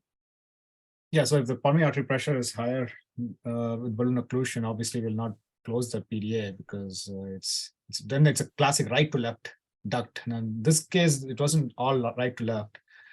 Yeah, if it's all right to left, yes, obviously we cannot close the duct. Dr. Tin, sorry, okay, continue. At least not advised to close the duct. And I think this solution that Dr. Sivakumar proposes is very innovative. Yeah. Dr. Tin, could you tell us whether the balloon occlusion test that assessment varies with age? In other words, balloon occlusion producing a fall in pressure in a higher age group, is it different from in a patient with a smaller age group, younger child? Would the decision be different? Would the approach be different if the pressure falls in an older child and a younger child? For balloon occlusion test for the young patient, not the old patient. For the young patient, I still do in the several cases like this, and I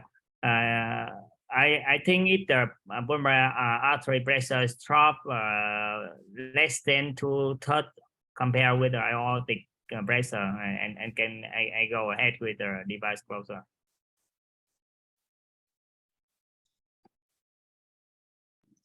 A very nice case.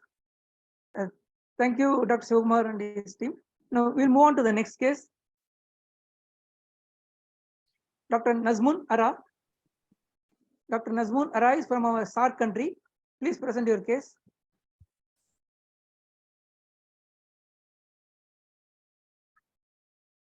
Dr. Vishnu, please stop sharing.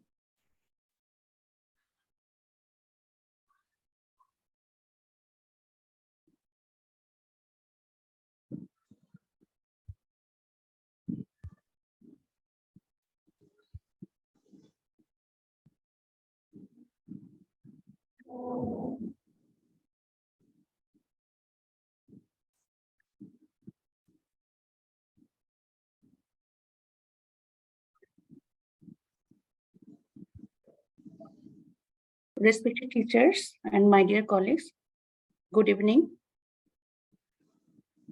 Am I audible, sir? Yes, you are audible, but your slides so far not started. Okay. Is it visible? Not yet. Not yet, ma'am. Please start your video as well. You cannot see you. Yeah, it's visible now. Good. Okay, sir. It's my pleasure to present one city here. But it is I'm very much sorry to say that we have no recording of this patient. This patient was under Dr. Abdullah Shahdia sir, our HOD. We attempted one PDA device closure on 7 September 2021. This is the angiogram. It is a 2-year-old child. Is it a tubular PDA or conical? I am not sure. We attempted with this device.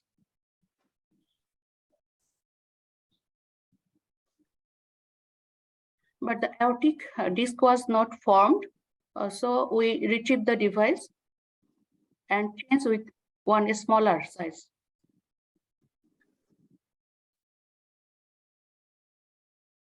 But still there is residuals.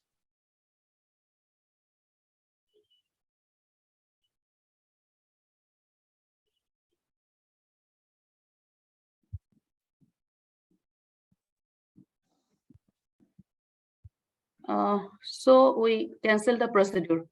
My question is, which device is suitable for this type of PDA? Thank you all. In any long Dr. tubular Shiva, please PDA start. vascular, in any long tubular PDA vascular plugs, AVP2 will be a good choice. You probably have to oversize by around 150% to 180%. So, assuming that this PDA is say something like around say 6 millimeter, I would choose a 10 millimeter ambulatory vascular plug. I don't know the dimensions, but I mean based on the dimension, 150 to 180%. Some clues that you will get will be by assessing what is the pulmonary artery pressure.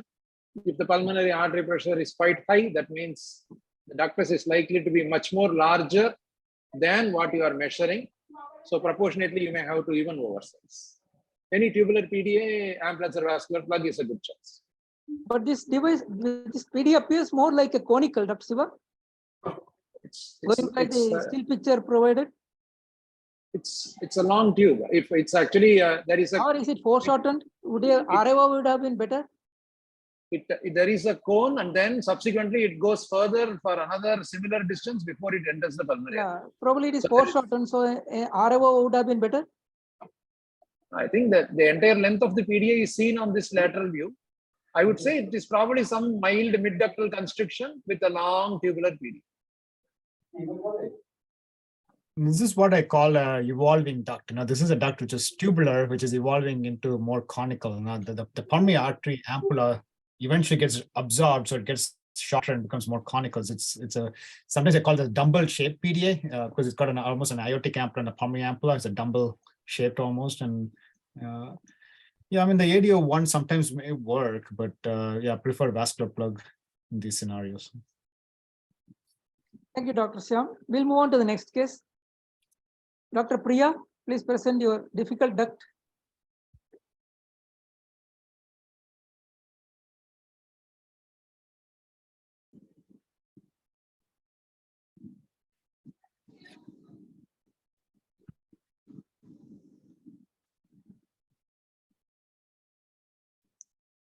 Good evening, everyone. I am Dr. Priya from IMS Hospital, Calicut. Thank you for giving me this opportunity to present our case. So I'm presenting a difficult duct in a differently able child. So history is a 6-month-old baby. The trisomy. Please share your screen. Share your screen. Oh, sorry.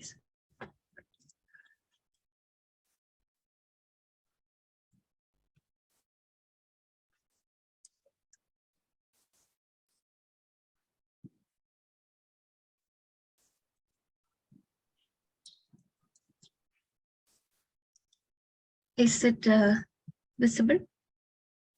Not yet. Oh, yes. Go on. Okay. Okay. So I'm going to present a difficult duct. So it's a 6-month-old baby weighing 3.4 kg, having trisomy 21, and she was symptomatic with a large duct. In echo, it showed around 5 to 6 mm PDA, severe PAH, and the aortic isthmus was borderline. So the concerns were we were not well profiled. We were not sure it's a tubular or a conical duct, and the aortic isthmus was smallish, and there was of course severe PAH was there. So this is the echo image showing the duct. The angio in the lateral view showed around 5 to 5.5 mm duct, and the PA pressures were systemic. So choice of device, is it ADO1 or AVP2? Considering the smallish aortic isthmus, we decided to go for AVP2. So we chose an 8 mm AVP2. So this shows the deployment where while deploying, it came out easily. So what's next? Shall we go for another device or a bigger size, or shall we better profile the duct in another view? So we decided to profile the duct in RAO view again. So which better profile the anatomy, showing a subtle constriction at the mid portion, and the aorta was not very roomy. So we redeployed the same device in RAO view itself, and in such a way that the waist is, the middle disc is across that subtle constriction, and we were able to get a good position with unobstructed flows in aorta. And post device closure, PA pressure significantly came down. So the difference was made by a better profiling in RA view, which visualized that better anatomy so that we can deploy it properly. Thank you. Dr. Tin, can I ask you? It's very surprising that the PA pressure from 98 can come down to 80. It is one of the drastically reduced PA pressures that I have ever seen in clinical practice.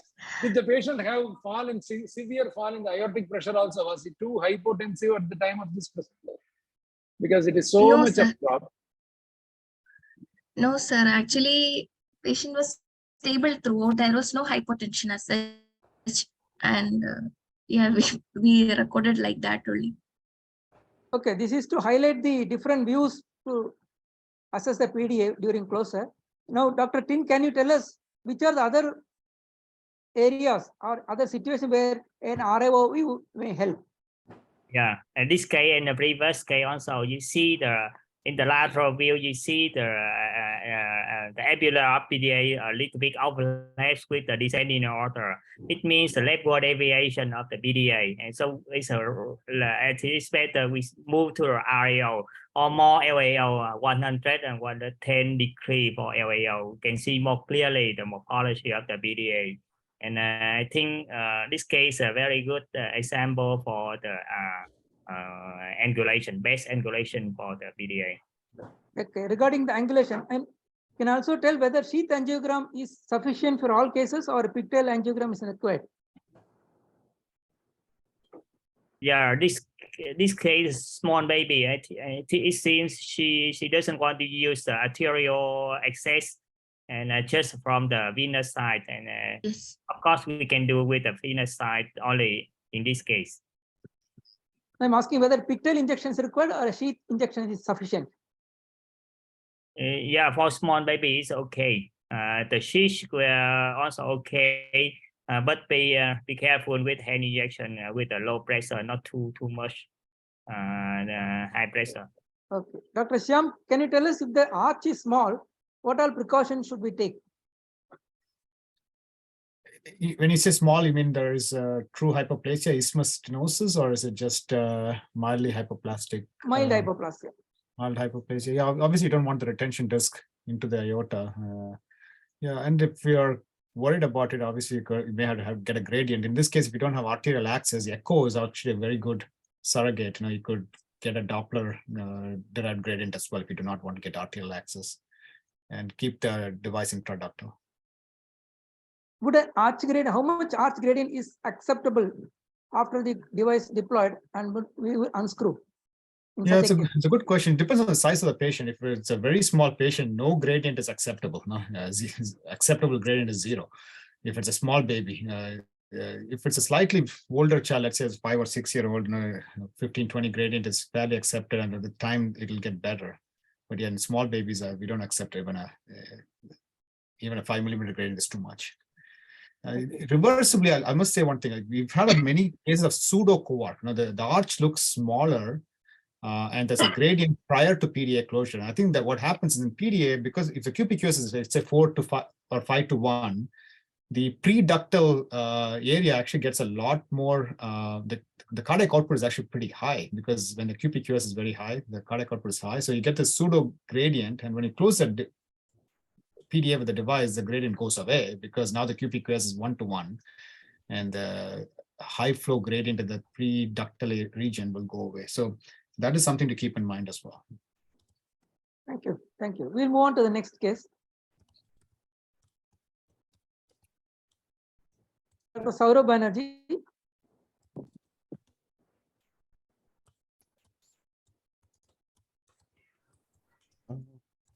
Sir, are my slides visible? Yes, please go on. Good evening, everyone. I shall be presenting 3 cases post PDA device deployment. There was LPS stenosis with 3 different type of devices. So this in the first case, this was a 6-month-old infant with a weight of 4.7 kilos. A 3.8 mm PDA was closed with the 8x6 ADO1 device. Post device deployment, there was mild LPS stenosis, which was noted, and the patient was kept on medical follow-up. The patient was subsequently lost to follow-up, and at 4 years later, there was severe LPS stenosis with a trickle of antegrade pulmonary blood flow into the LPA, and the gradient was 51 mmHg. So we planned for a balloon angioplasty of the MPA, and as we can see, there was MPA angiogram is showing there is reduced arborization of the left upper pulmonary lung field. Angioplasty was done with a 8x4 advanced balloon, and post procedure there was some improvement in arborization of the LPA. The patient is currently awaiting LPA stenting. The second case, this was a 5-month-old infant with a weight of 3.5 kilos, and 3.2 mm PDA was closed with the ADO 4x4 device. At 4 months of follow-up, there was mild increase in the gradient. Patient was kept on medical follow-up, and on cardiac MRI, the RPA is to LPA flow was 76% is to 24%. So patient was taken for LPA plasty, which was done with the bovine pericardial patch. This third case, there was an 11-year-old child with a 12 mm large PDA, which was closed with the 18 mm Amplatzer VSD device. And post deployment, we found there was significant LPS stenosis. So this patient was immediately sent for surgical removal of the device. Thank you. Okay, thank you, Dr. Saurav. Dr. Tin, you already alluded to some of these issues. Can you tell us how to identify or how to predict this LPA stenosis just before device closure? I mean, just before unscrewing. Is it possible to predict? First one, based on the device selection. The second case, it used the ideal tool, the double disc device, high risk for small baby. And this, I think the second case, high risk. The last case, the third case, also the double disc device, also pay attention on the LPA problems. And the first case is the ideal one, and really the unpredictable, the LPA. And so follow-up is the main key for the detecting the LPA problems. How much gradient before unscrewing would you accept? Or after unscrewing, suppose you have some gradient, would you keep the patient on follow-up for LPA stenosis, or is it okay?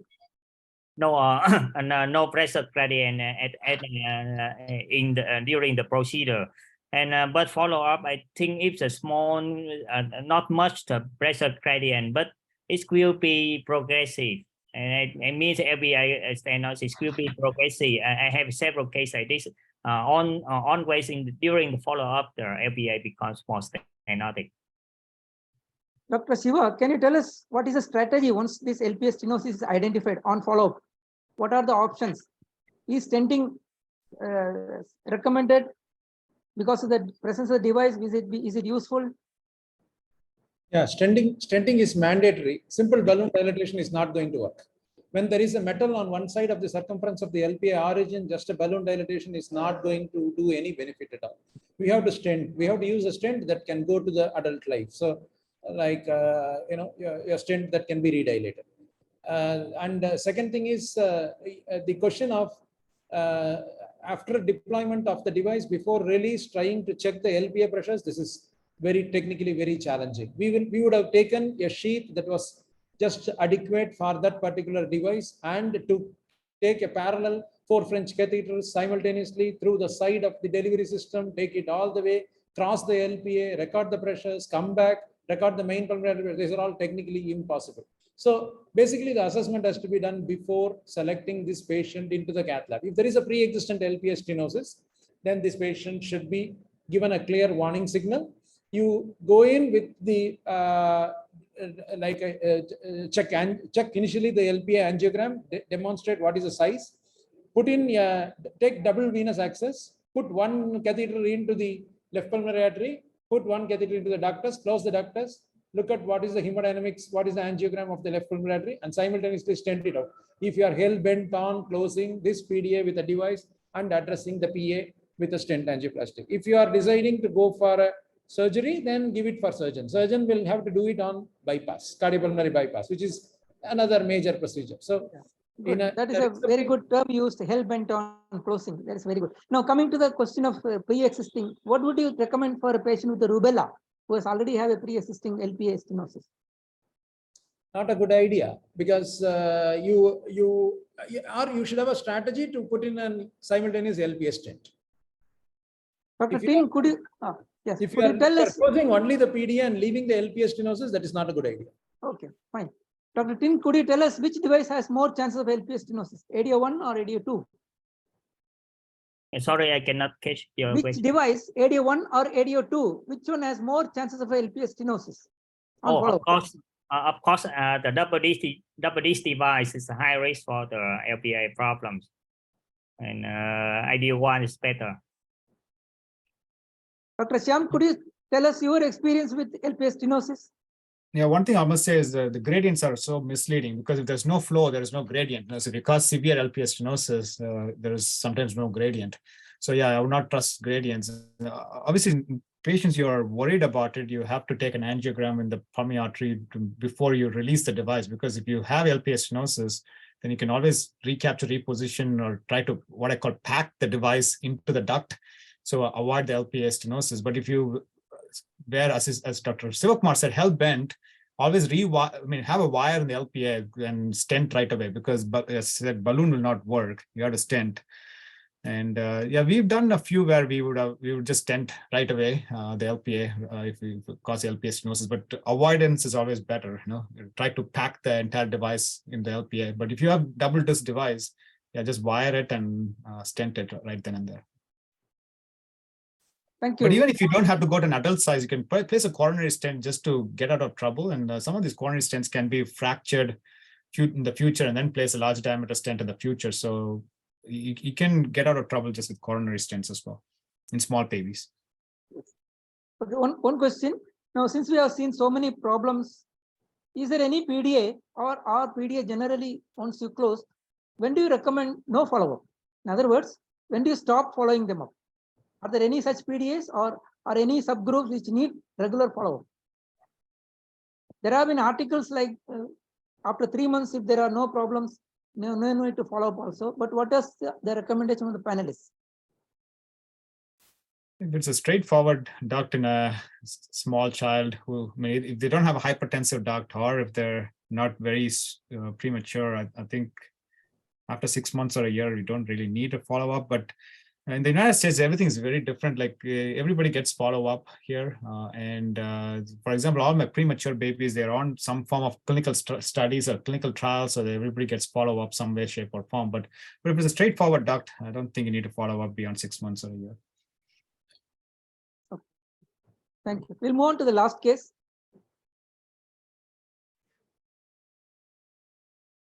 Yes, please present. Dr. Govind from Jayadeva. Yes, madam. Yes, madam. They have to stop sharing the screen. Yeah. The previous presenter. Please present that case. Dr. Saurav, please stop. Jayadeva.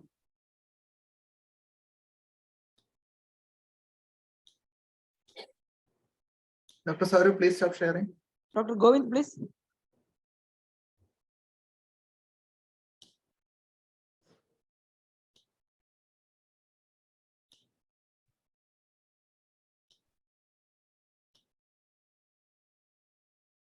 Is the screen visible? Please go ahead. Yes.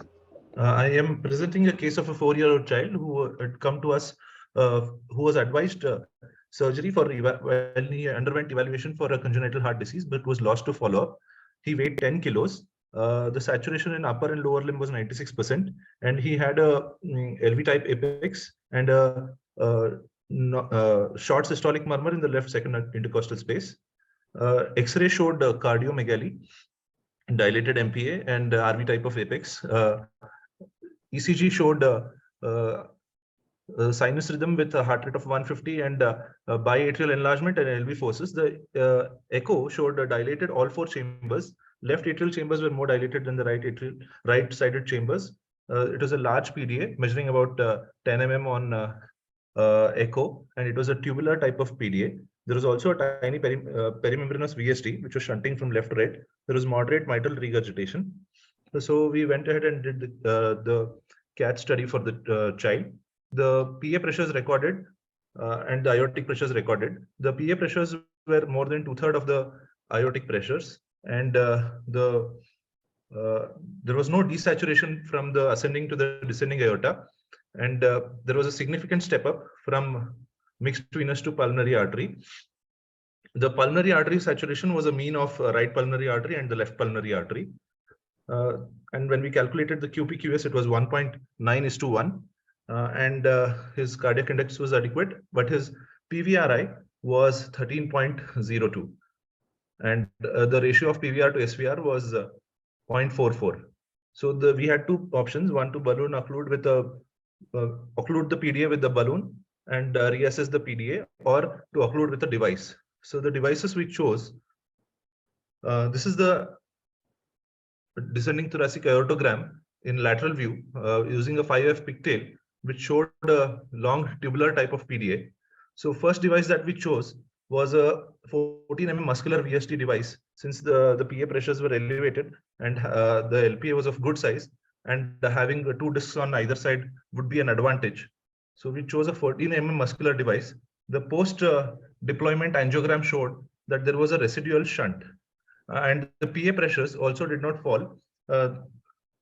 This is the PA pressure after occlusion of the device. The mean PA pressure was 52 against a systemic pressure of 63. Then we upsized the device to 16/14 ADO1 device. Despite upsizing the device, the shunt persisted and the PA pressures remained high. So this device, this PDA was not closed. So the questions that we pose here are: should this PDA be closed, and when it should be closed, and what would be the ideal device for this type of duct? Dr. Shiva, you have presented this similar case. Could you tell us, should it be closed?